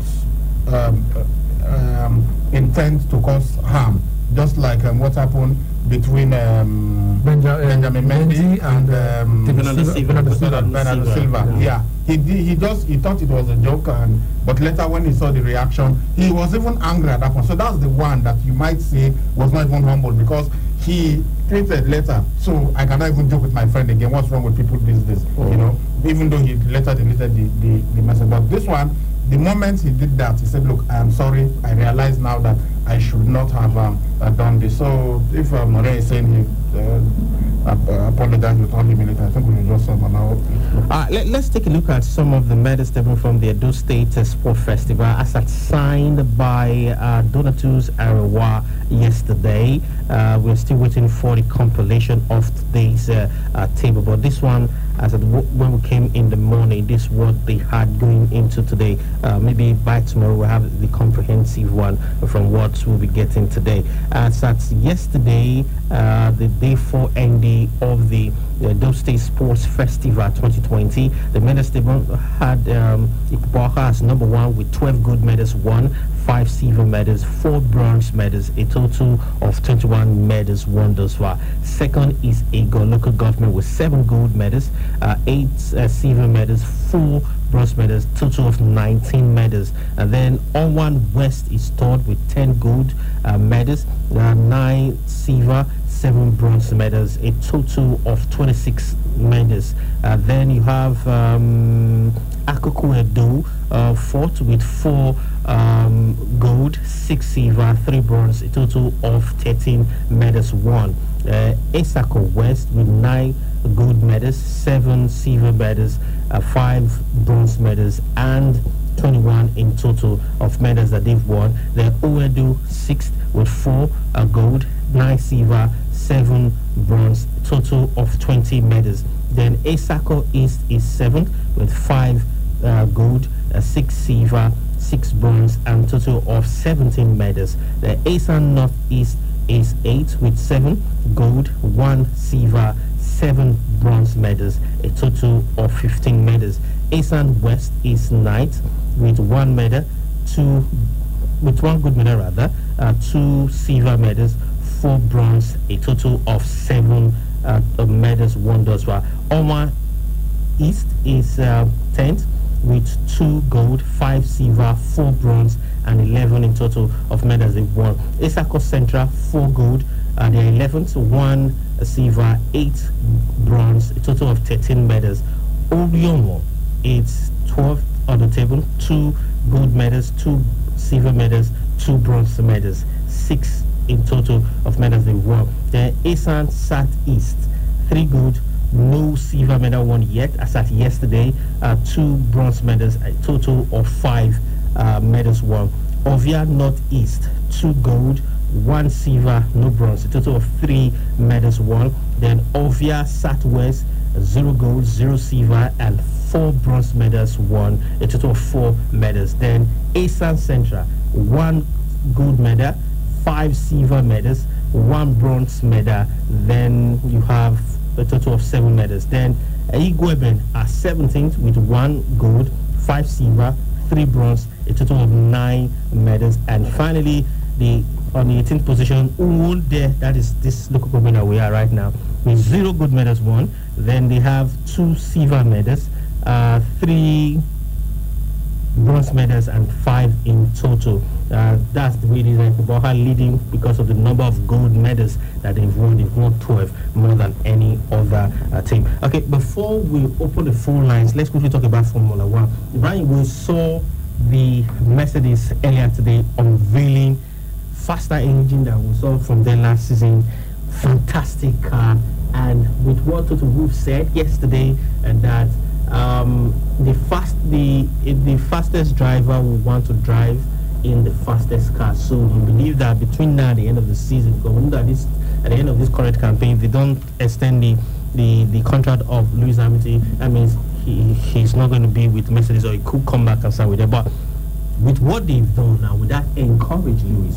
The car is fantastic. I saw them testing today really, really fast, and maybe at par right now with Ferrari, what they also unveiled yesterday. Hamilton will stay longer than this year with them? Yeah, I think he will stay. He said the vibe is always the same. The excitement is always the same. So even if people are talking about him leaving, he always wants to stay with Mercedes. And the best drivers will want to stay with the best constructor. And for about 5 consecutive seasons, Mercedes has been the winner of the Constructors Championship, and they've also won the Drivers' title. So why would a driver want to leave them? Right now, they are clearly the best in the business as far as Formula One is concerned. Last year, their car wasn't the one that was dubbed the superior car at the beginning. It was a Ferrari. So now, if they have been able to improve on their car to the point that people think it is the best, so you can imagine what they will be able to achieve. Last season, they were like underdogs to Ferrari, going by the design of the car. And now we're seeing them, and people thinking, okay, they have got something that will rival even Ferrari. So if last year that it wasn't this good, they dominated, because they just, from the first 6 races of the season, they dominated and blew everybody out of the water. And now they have a car that can make them compete even better.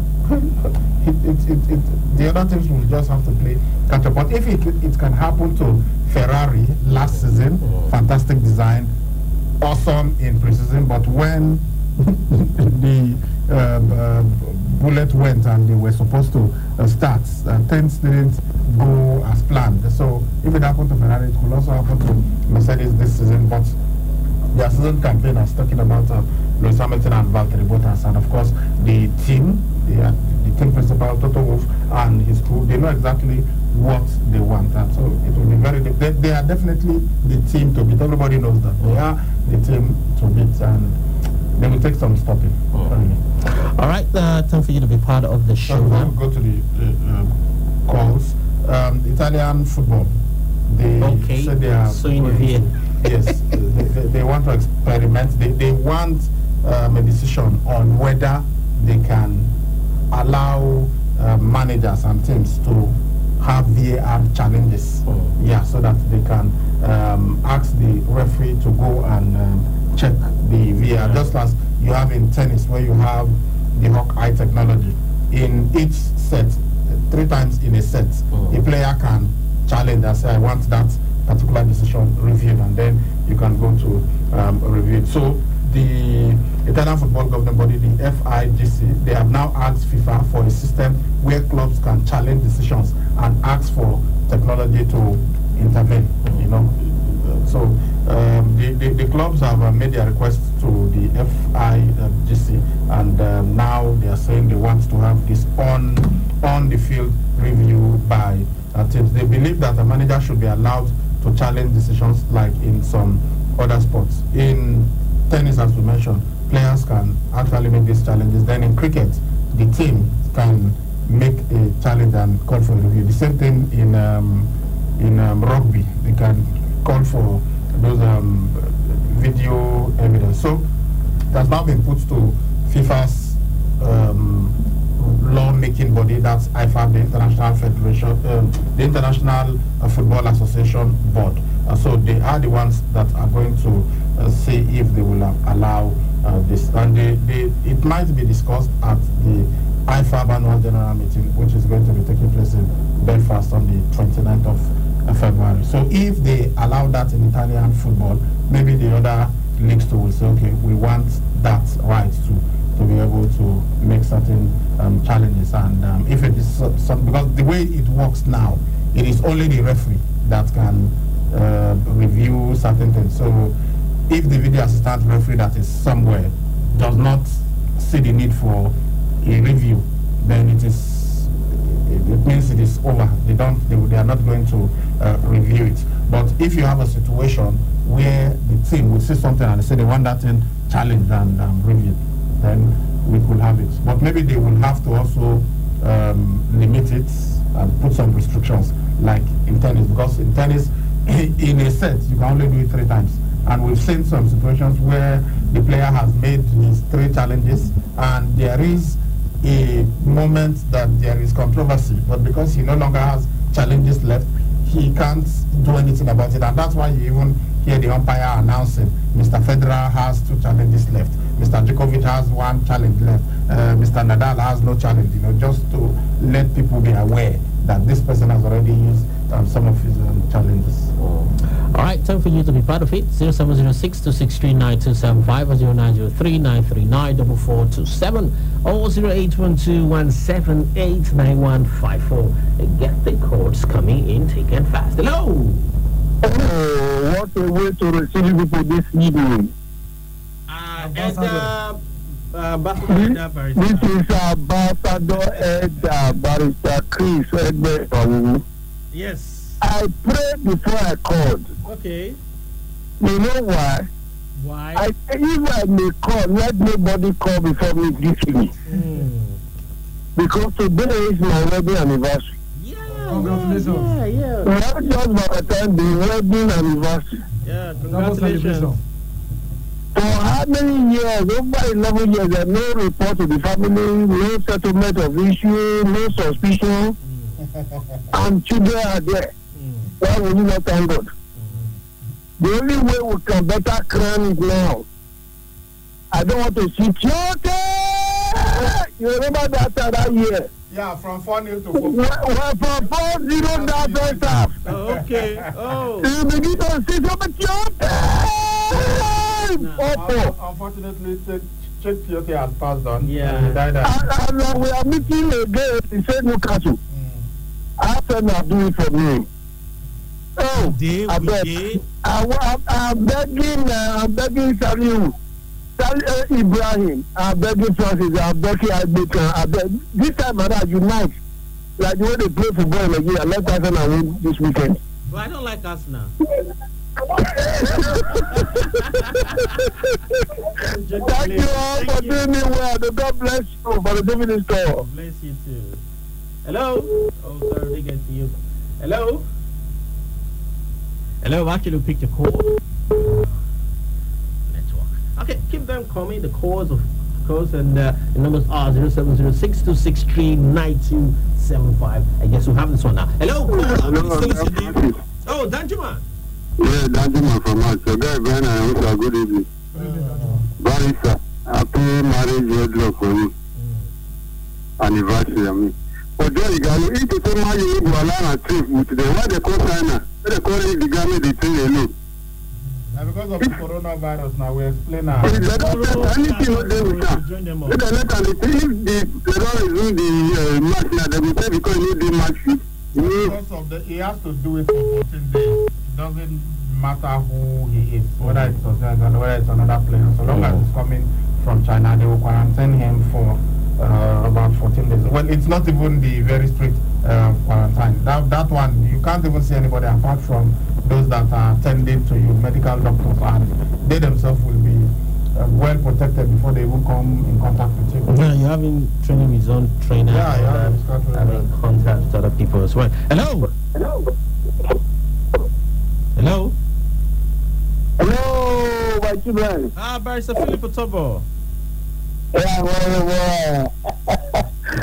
first of all, I have to extend my warmest greeting, happy Valentine, and wedding anniversary to my junior brother, Mr. my little brother. As for Gunners, we know that today, the day of the game, the Red Bull will have to fight and pray for him to get that win so that he can get a good, successful celebration. That is for that. So, as for Igalo, it's real quiet now, it's really alone. If it's really alone, that means it's all about anything. Yeah, it's training along. The team, they are not back yet. So when they come, I think they will finally come this evening on the radar. But when they come, he's going to join up with them. That's all right. Monday, he's going to join up with them. On Monday? Yeah. On Monday? Okay, we'll chat on Monday. All right, carry on my children. God bless all of you. Happy Valentine's Day. One thing we all need to understand: if Manchester United did not do this, the UK also done it. So it's because United did this, so they just decided, okay, let's let the club do this thing. Hello. Hello. Hello. Good evening. Hello. Yes. Good evening. Your name? Where are you calling us from? Let's see from the Okay, Mike. Talk to us. Hello? Talk to us, we are listening to you. I agree with you. We greet you too. They don't say a girl will get this thing. Why don't buy them? Then for Kufm Nigeria, I believe the doctor never check them before them buy them. They're supposed to check them before them buy them. Now, even let them come to England. Why now they are trying to convince the girl no follow play? They are not trying to do anything. They are not trying to do anything. We explained this thing yesterday. They need to watch out for 14 days. They even talk and say, that's what they do, not just precaution. They don't believe say anything will go wrong. But because maybe for where we dey, we will just say, oh, doctor, they don't check him now, he's okay. So we will let them join other people. You know, Mr. Nassau, they do them for other countries. They must follow protocol, and that's what they are doing. He must complete that 14 days before they go let him to begin mingle with other people. Wow. Okay. Now the correct thing to do. That's why their country is good. All right, thank you. Thank you. All right. Hello. Sorry. Yes, we have this one. Hello. Yes. Good evening. Yeah. Good evening. This is Gordon coming from Avenue. We're in the office. All right, Gordon. How are you doing? And thank you. Actually, our people should take it easy because our ways, we are used to our ways here. Their ways is not our ways. Again, Zalo, we always play when they come back. Everybody, the law is not to respect of any human being. Their standard is their standard. That is why they are progressive. So we should take it easy here. When they come, they will join with us very well and they will play very well.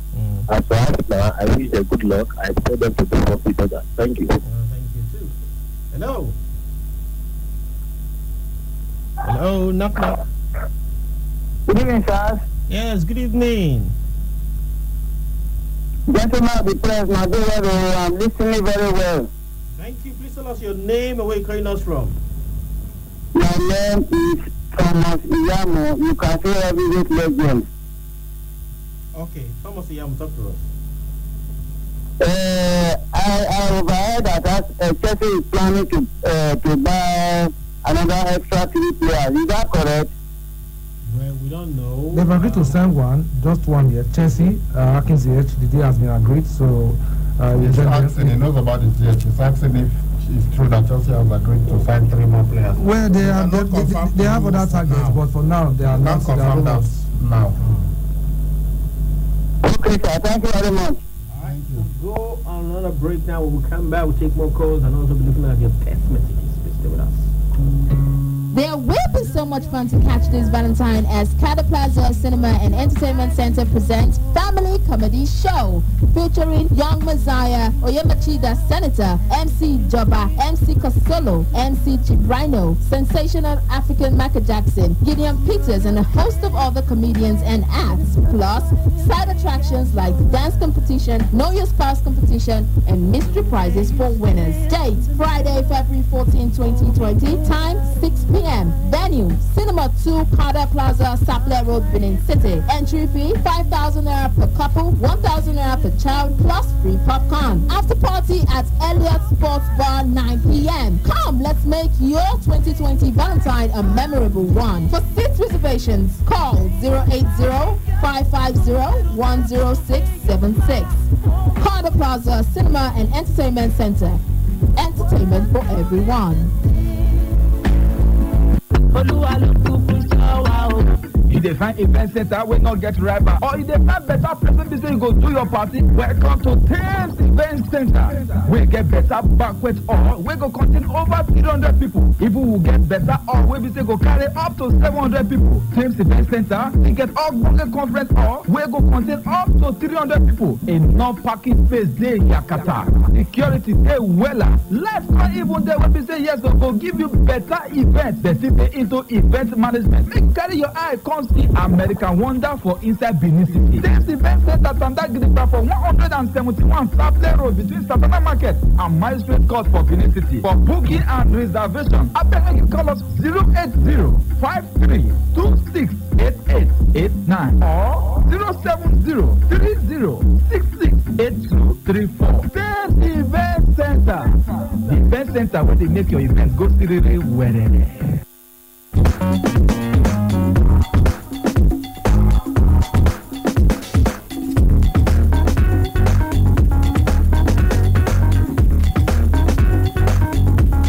All right, we're back on air. Thank you so much for staying with us on the show. Just before we went on that quick commercial break, we're talking to you via the telephone. Okay, hello. Hello, good evening. Hello, good evening. Yeah, my name is John. I'm calling from Morris. Okay, John from Morris, talk to us. Please, any information concerning vendor insurance? Well, they've been playing friendlies from within the state and outside the state, and they're keeping themselves in shape. That's what I can tell you. Right now, the Nigerian National League is still suspended indefinitely, so we don't know when they will resume football again for them. Okay. What about the opening ceremony of the National Festival and the venue? The National Festival? Yes, National Sports Festival. Okay, be at That is Edo 2020. But they've not told us anything yet. It's going to be on the 22nd of March. So they will give us all the arrangement and we'll let you know. Okay, thank you very much. I really appreciate it. Thanks for the good work. Thank you too. Hello? Good evening. Yes, good evening. Your name again, sorry. My name is Jose Antonio. Jose Mourinho, sorry. Okay, thank you. How are you? How are you doing? Happy birthday. First of all, I want to quickly chip in one or two words about the quarantine of Odion Igalo. You know, I stand to criticize the process because number one, he flew from China. He was tested when he was in England at Gatwick or Heathrow. He was tested. I don't know why the quarantine again. I live in Europe. I'm a Philippines. It doesn't mean that they are perfect just for me.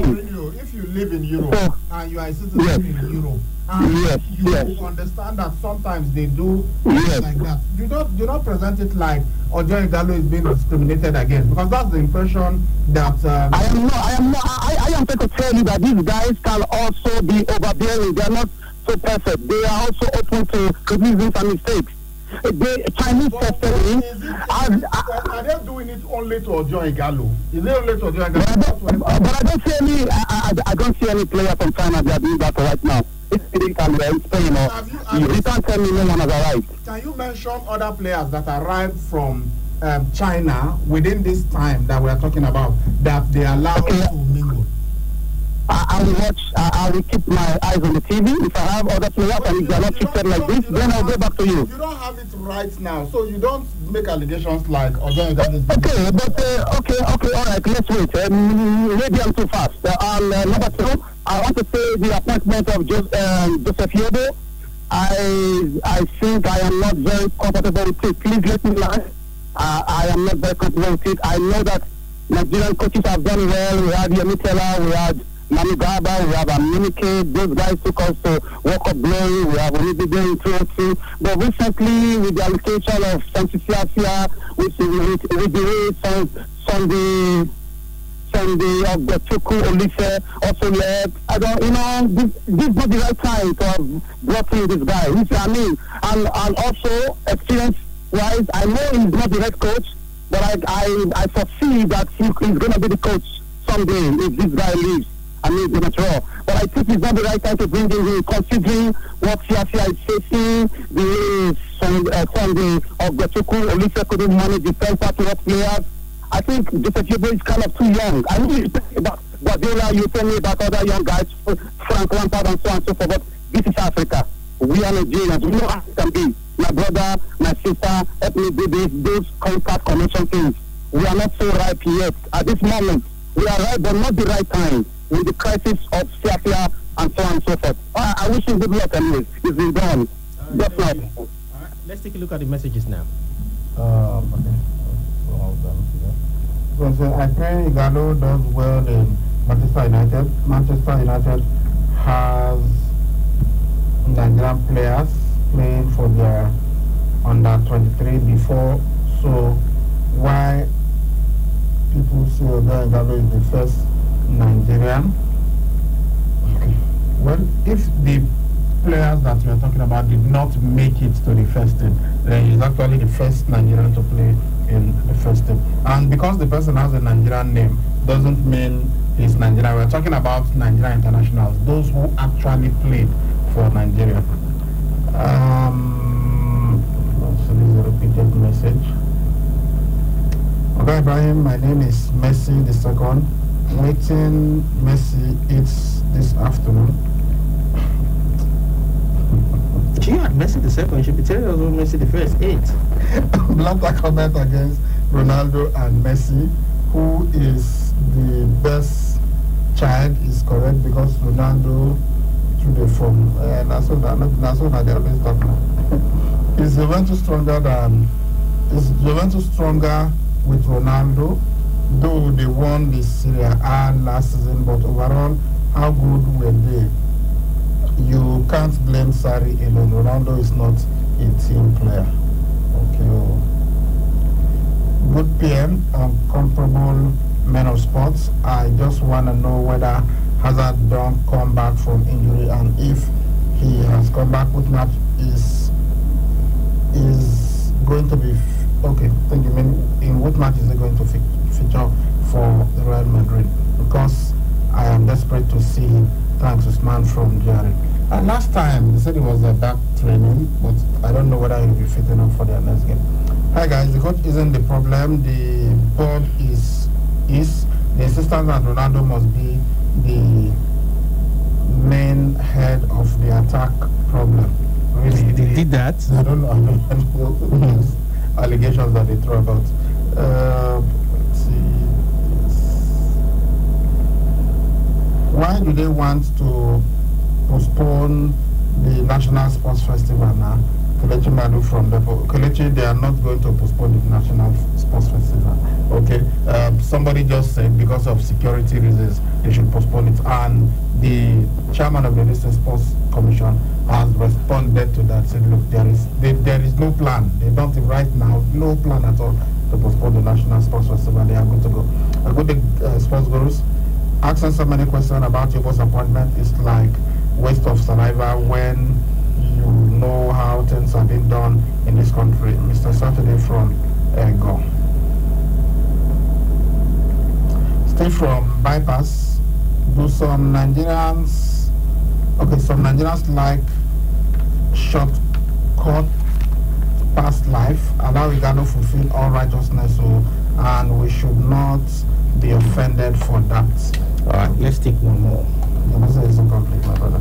This one says, good PM sports crew. I'm David from Upper Ikawa. I see this year's Olympic being postponed because of the virus, or will they stop China from the event? Well, they've already said that they have no plans. They've even the WHO, the World Health Organization, they've said right now there is no need to postpone the Olympics. So it's not even, they're not thinking about it at all. All right, that's the show today. We'll see you by tomorrow in the evening, in the afternoon rather, by 3:30 p.m. Have yourself a wonderful night. Rest. Bye-bye. Time is 5 p.m. Good evening and welcome to Newsbreak on KU 92.7 FM, Benin City. First, the news headlines.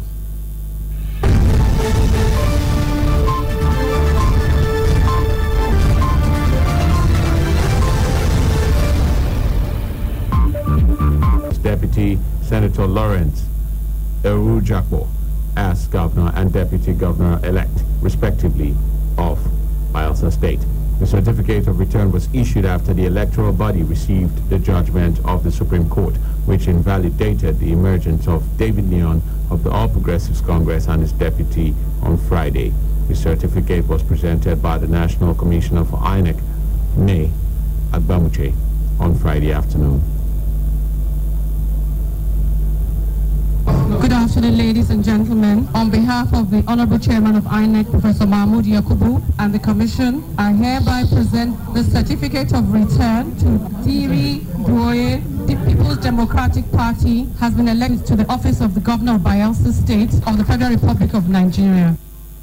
The Governor-elect and his deputy have since departed for Bayelsa from Abuja for their inauguration as the tenure of Seriake Dixon expired at 12 noon today.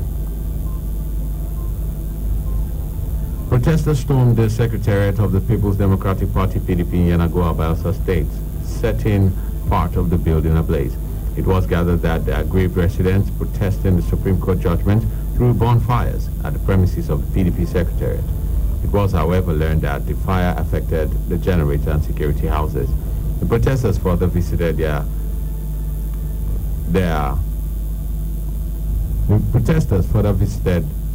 on the judiciary complex as they attempted to burn part of the building, but the quick intervention of the State Fire Service reportedly stopped the raging fire at the PDP secretariat and the judiciary complex. The protesters, who occupied major roads, reportedly attacked the Radio Bayelsa complex. They were said to have vandalized some equipment and torched vehicles parked at the premises. Their presence created panic, forcing employees to flee their offices for fear of being killed. Reports just emerging a moment ago says President Muhammadu Buhari has approved the suspension of the Director General of the Nigerian Broadcasting Commission, NBC, Ishaq Kawo, over allegations of corruption leveled against him. Details in our subsequent bulletin. A bill to amend the Police Act 2004, which prescribes a 5-year tenure for the Inspector General of Police, has passed through the second reading in the Senate.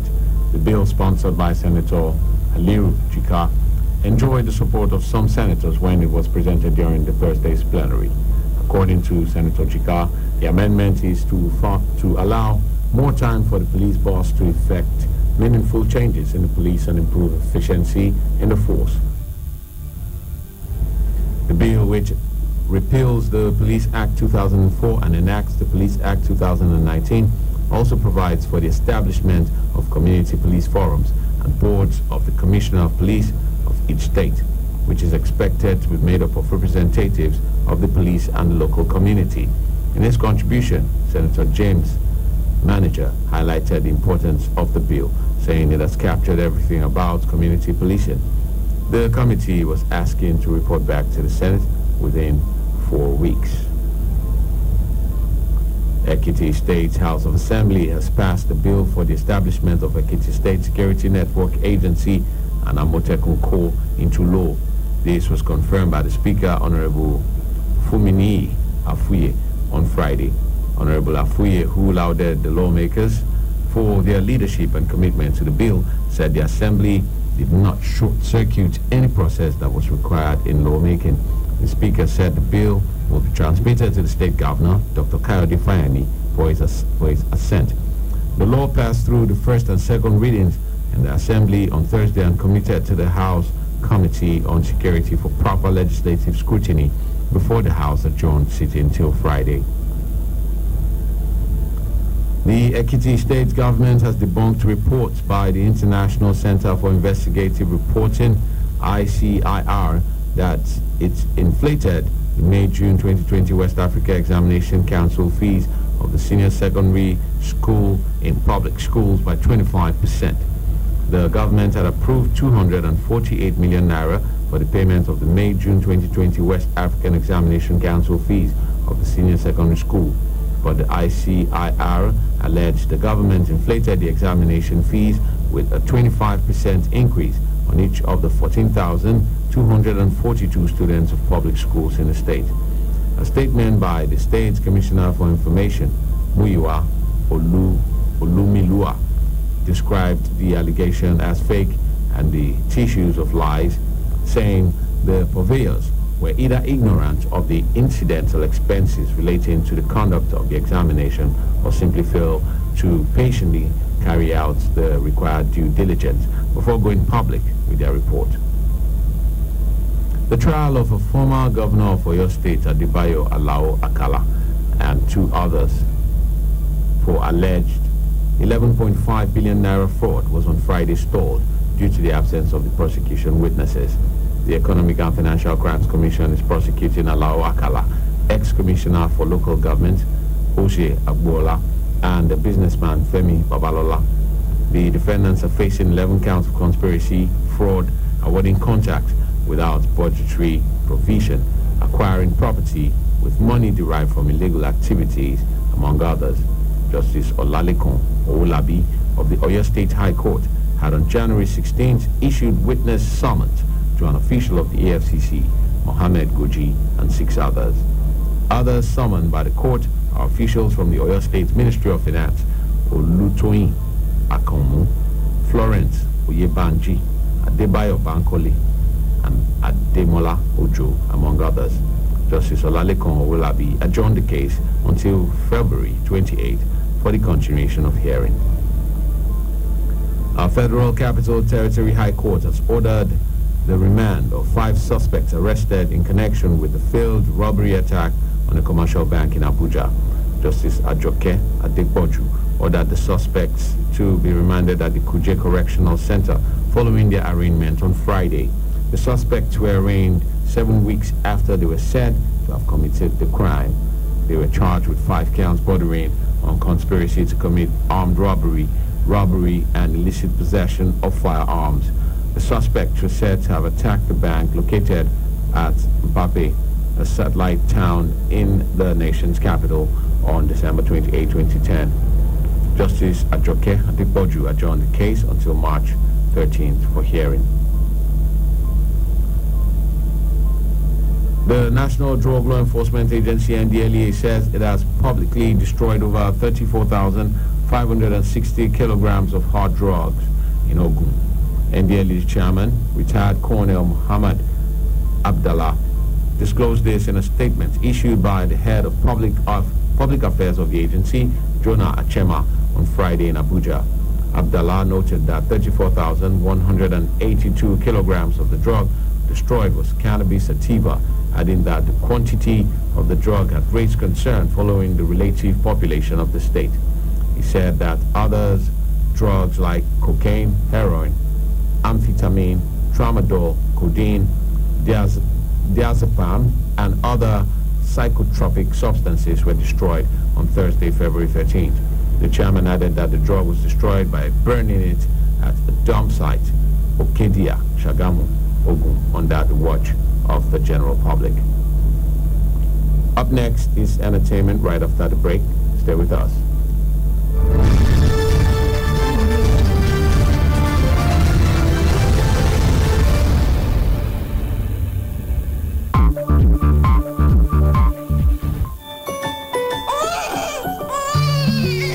First baby cry in the labor room, and within the first 1 hour of birth, baby should be put to mother's breast. That first yellowish milk, colostrum, is the baby's first immunization and has the right nutrient baby needs to grow healthy, strong, and sharp. Ask the health worker to put your baby to the breast within the first hour.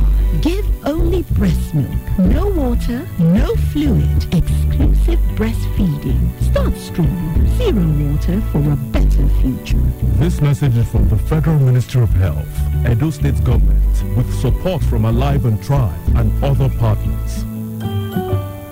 The first 6 months of a baby's life brings that first smile, that first laugh. For the first 6 months, don't give water. Breast milk has everything baby needs to grow strong and sharp. For the first 6 months, give baby only breast milk. No water, no fluid, no other food. Exclusive breastfeeding. Start strong. Zero water for a better future. This message is from the Federal Ministry of Health, Edo State Government, with support from Alive and Thrive and other partners.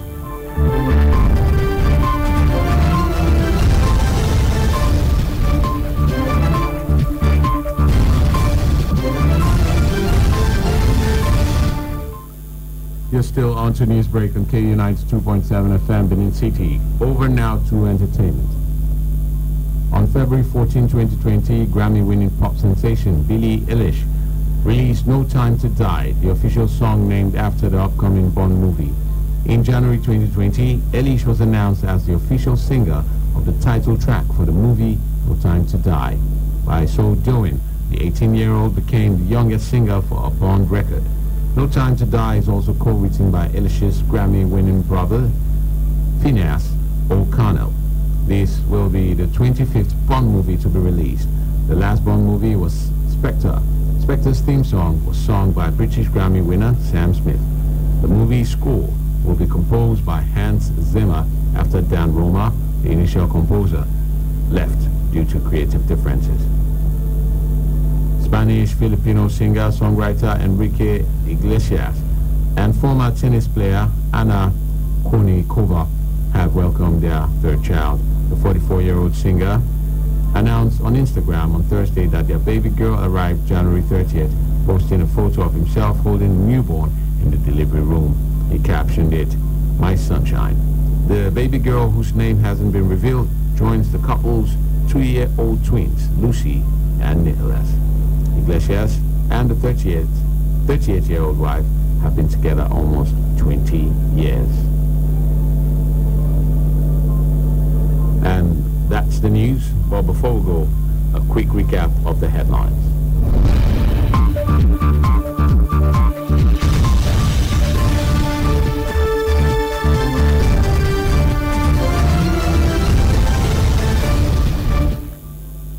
INEC presents certificate of return to PDP's Duye Diri as protest rocks Bielsa.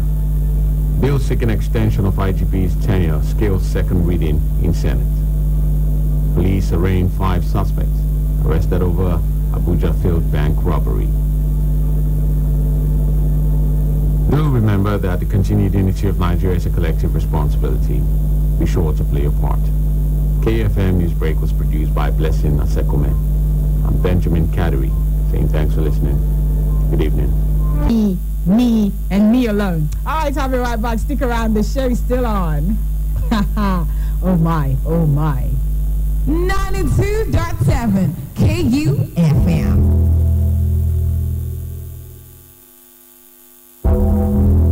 Ladies and gentlemen, can I have your attention, please? Because right about now, you're witnessing the revolution of Drive Time Radio.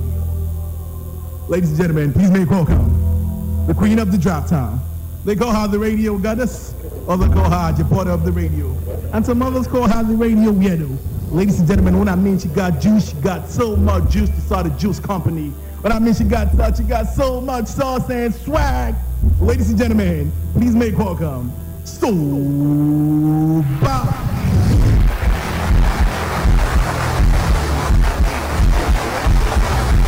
In case you don't know, they call me AJ Fire, and as you know, it's about to be a shutdown. Cheers.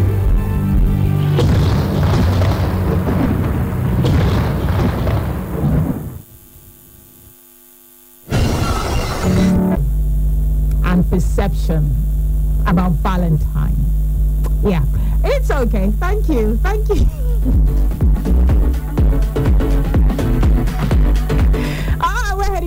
into the music. 6:15 will be time for a sponsored program, Coca-Cola's Football Show. Right after that, I will be back to bring you more on the show. Definitely more love songs. Yay! And if you're in love with old school music, I still think that, songs done in the 90s, in the 80s, 70s, and 60s are one of the best love songs. Really, I think so. I mean, I listen to quite a number of songs today. A number of artists, Nigerian artists, did drop, pieces saying these beautiful love songs. They made up a Valentine playlist and all of that. But I'm still of the opinion that most of the beautiful love songs we have and enjoy today are the ones made from the 90s backwards. Really beautiful songs. I mean, they're great songs even now. Great songs, no doubt. I'm not going to rain on anyone's parade per se. But I still prefer the ones done way back. So I'm going to play you something from 2006. Yeah, okay. Lionel Richie. The song is titled "I Call It Love." Remember that song, right? All right, let's go there. Make plans go out with Orlando permission from Chad. If you allow me to do that. This one is not my business, so this one is really not my. Why didn't you discuss it during the breakfast show? Bright Weather, thank you for calling. Take Orlando out. Take Orlando permission from Charles. Okay, great. Thank you so much for stopping by. Hello, good evening. Hello.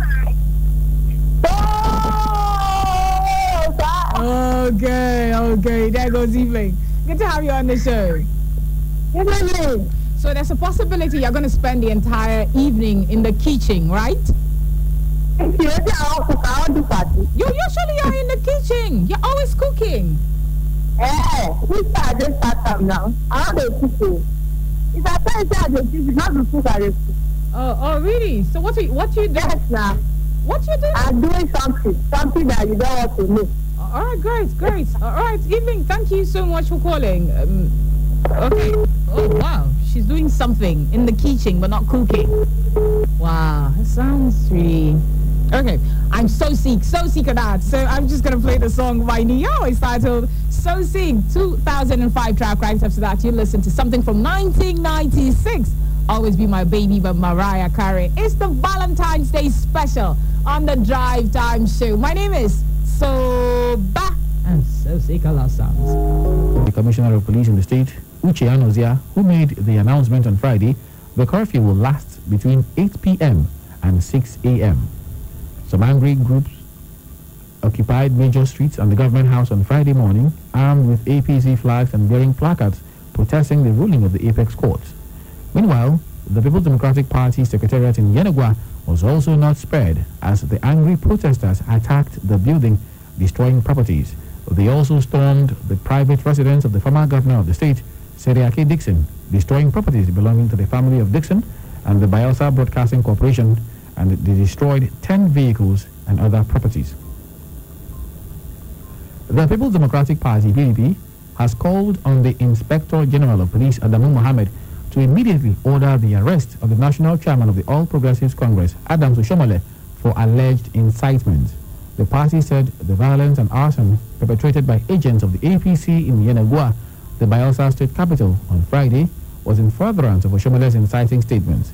In a statement on Friday by the spokesman for the PDP, Kola Ologbodion, the party said the APC chairman's statement was a direct call for sedition and violent subversion of the 1999 Constitution, the statutory authority of the Supreme Court, and the mandate of the people of Bayelsa State.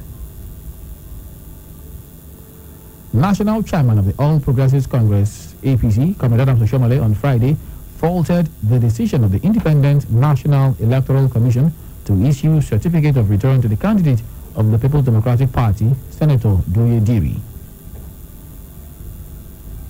Elsewhere, a Catholic priest serving at the Urumi Diocese, Father Nicholas Ubu, has been abducted by gunmen in Benin City. Chancellor of Urumi Diocese, Reverend Father Usi Odenore, in a statement posted on his Facebook page, said Father Ubu was abducted on Valentine's Day, but was not specific in the area where the abduction took place. He calls for prayers for the release of Father Ubu. And that's the news update on the hour. You can listen to us from anywhere in the world online by logging onto our website, www.kufm.net, or you can download the KUFM mobile app on your Android device from the Google Play Store. I am Charles Opodum saying thanks for listening. That hard fan of the Valentine celebration. I don't actually have any. You don't have any memories. You have never shared it. I live my life. I'm happy every day. I shouldn't just set a particular day. That's the day I should show love.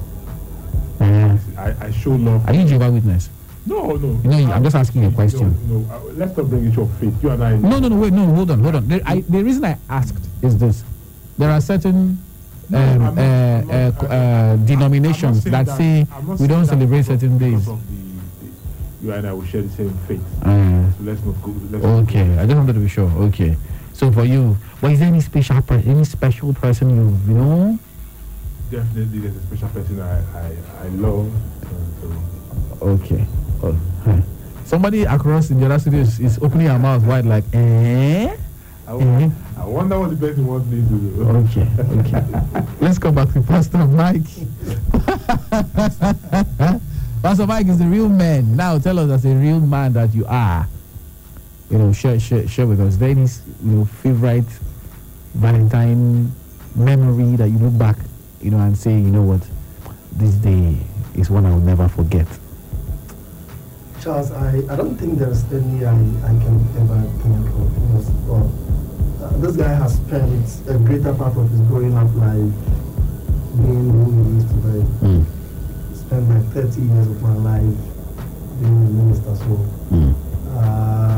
I mean, maybe with your family, maybe with your wife. Is it okay? For instance, myself.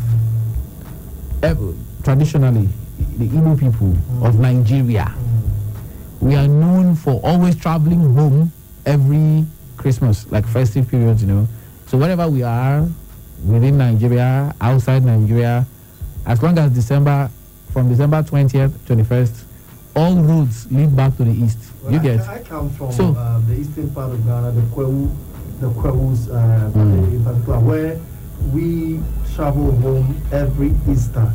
It's a real big deal. Okay, for you guys, it's Easter. Yes, every Easter we've got to go home. So now, the reason I'm saying is this. Last Christmas for me was very memorable, and it's one I will not forget anytime soon. Okay? Yeah. So I've been having Christmases, all right, for the past 20-something years. So it's nothing new. But last one, just 2 months ago, it was special for me, and there are a couple of reasons. Okay?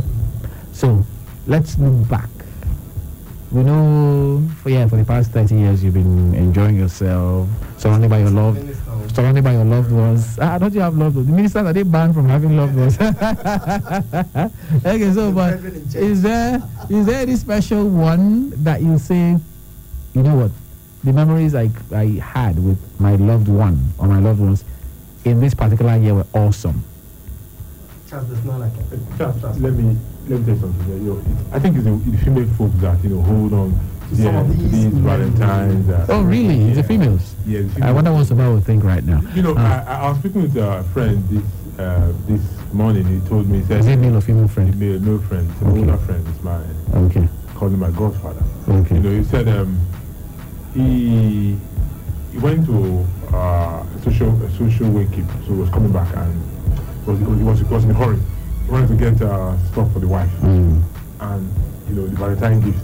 He got a red gown for the wife. Red gown. Yeah. And I asked him, and he has been married for like close to 11, 12 years. Yeah. But what? Can't you just go home and look your wife in your eyes and tell her, "Baby, I love you"? He said the wife would not agree. That the wife wants, And I was like, He told me as I go around. When you get there, you know what I'm talking about. I said, but you just go home and look at your wife and man, baby, I love you. He said, I'll say that, but I just have to do this or that one. Yeah, it's symbolic, very important. Okay, you know what? I don't think I've ever bought anything around this period. Around this period of my life, and I've been married for like 18 years. Okay, and that's not for 4 more years. Okay, before we got married, so that's about 22 years of being with the same woman.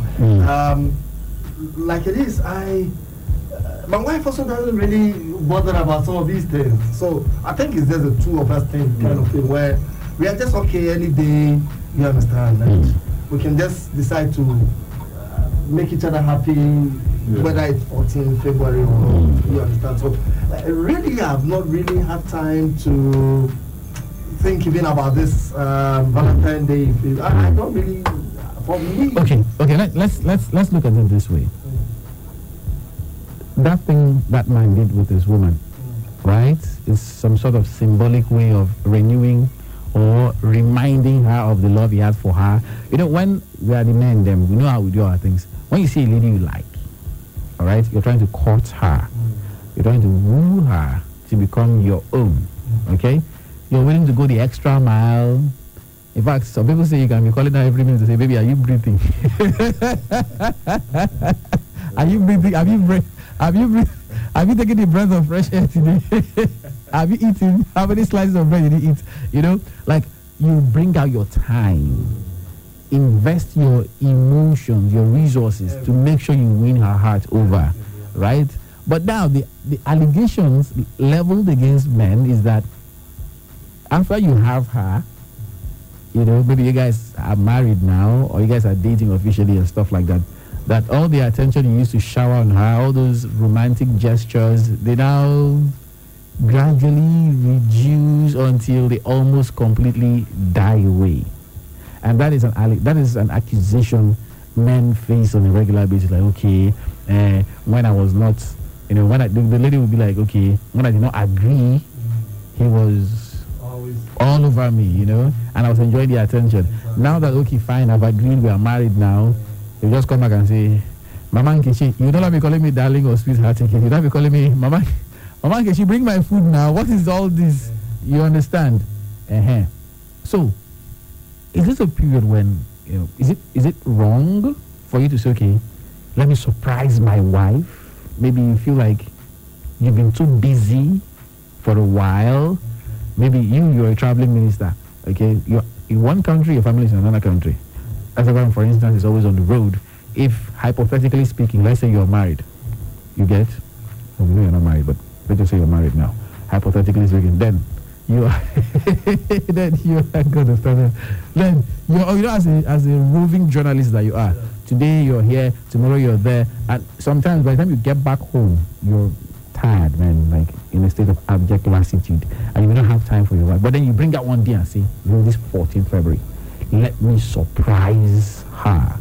I'll get her flowers, I'll get her chocolate, I'll get her a beautiful dress, I'll get her a cake, a Valentine cake, and then, you know, do something surprising. Get a saxophonist to blow, you know, sing for her and all that. I mean, is that not, I mean, does it not, would that not make sense considering the scenario I just painted? Yeah, it makes sense, but... What is a but? Yeah, it makes sense, but it's a but. Okay, what's the but there? There's this crave, there's the other, Valentine is a good thing, but there's the other side of this Valentine celebration, the immoral part of it. Yeah. Wait, can a man and his wife be immoral? No, I said the immoral part of it. You know where I'm coming from.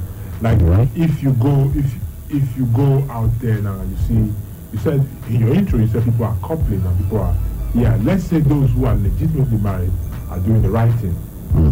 But then on the other hand, I'm not trying to be, I'm not talking morality here, but I'm just talking reality. People have taken the Valentine celebration out of context. This night some people will get missing and reappear tomorrow morning. Like they'll be kidnapped and then they'll pay the ransom against tomorrow. People will not go home this night. Some parents, their hearts, they will hold their hearts, you know, on their sleep. Yes, that's what will happen this night. Yes. So that is the evil part of the celebration. But for a man and a woman to renew their love and stuff like that, to reignite that, to put a day set aside to do this, I don't think there's anything wrong with that. Let me add to that. Like you earlier said, you know, sometimes I always tell people that, you know, love is blind, but marriage is an eye opener. You understand? People jump into, I'm in love, you know, that feeling. But by the time you get married, marriage actually opens your eye. You understand? That's how come eventually the guy who was calling her love, sweetie, honey, now comes home and starts shouting, Nkechi mommy, where's my food?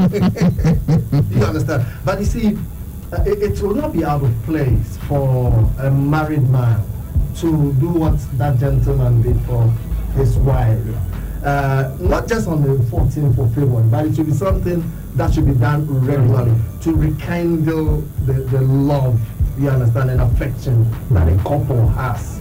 That I have no problem with. I do stuff for my wife. You understand? Like basically when we're together here, or any country we are in, if I'm coming in from anywhere, sometimes I can just stop by somewhere and buy some small thing. Let's say suya, something small, and just come and give to her. It doesn't have to be a Valentine's Day, but it's just a little token for me to express I love even working hard, taking care of the children, taking care of me. So this is something little to express my appreciation for all you do. So in the context of marriage, I have no problem with it. And when it gets to go to the other extremes, like Asavaram is saying that some people will get to disappear tonight only to appear tomorrow morning. You pay the ransom to appear tomorrow morning. I don't know. And most times men are always doing the ones doing the payment of the ransom. Okay. Men, but they're not the real men though. We are the real men. Like this is the real men.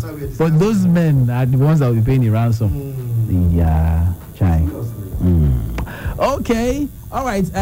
Now let's continue on the program. As a man, if you had one wish to make today, what wish would that be? Asagara. Just one wish. No money in my pocket. Say it louder. Money in my pocket. I love wish. Now, that's what I meant. You said one wish. My guy, I thought you would decode. Okay, if you had a love wish, a wish that had to do with love, what would that be? That question is more direct. Yes. Somebody's ears are open. And the person is looking very well, waiting to see, waiting to hear. Oh yeah. I think the person is guessing. I guess what the person is thinking right now. Well, go ahead. Go ahead. Just make the wish. Wish I host this now. No. Oh God, make the wish now. Why are you blushing all of a sudden? Baba, talk now. I'm not blushing. Okay, why are you embarrassed? I'm not embarrassed. You're putting me on the spot. Okay, one wish I would love to have is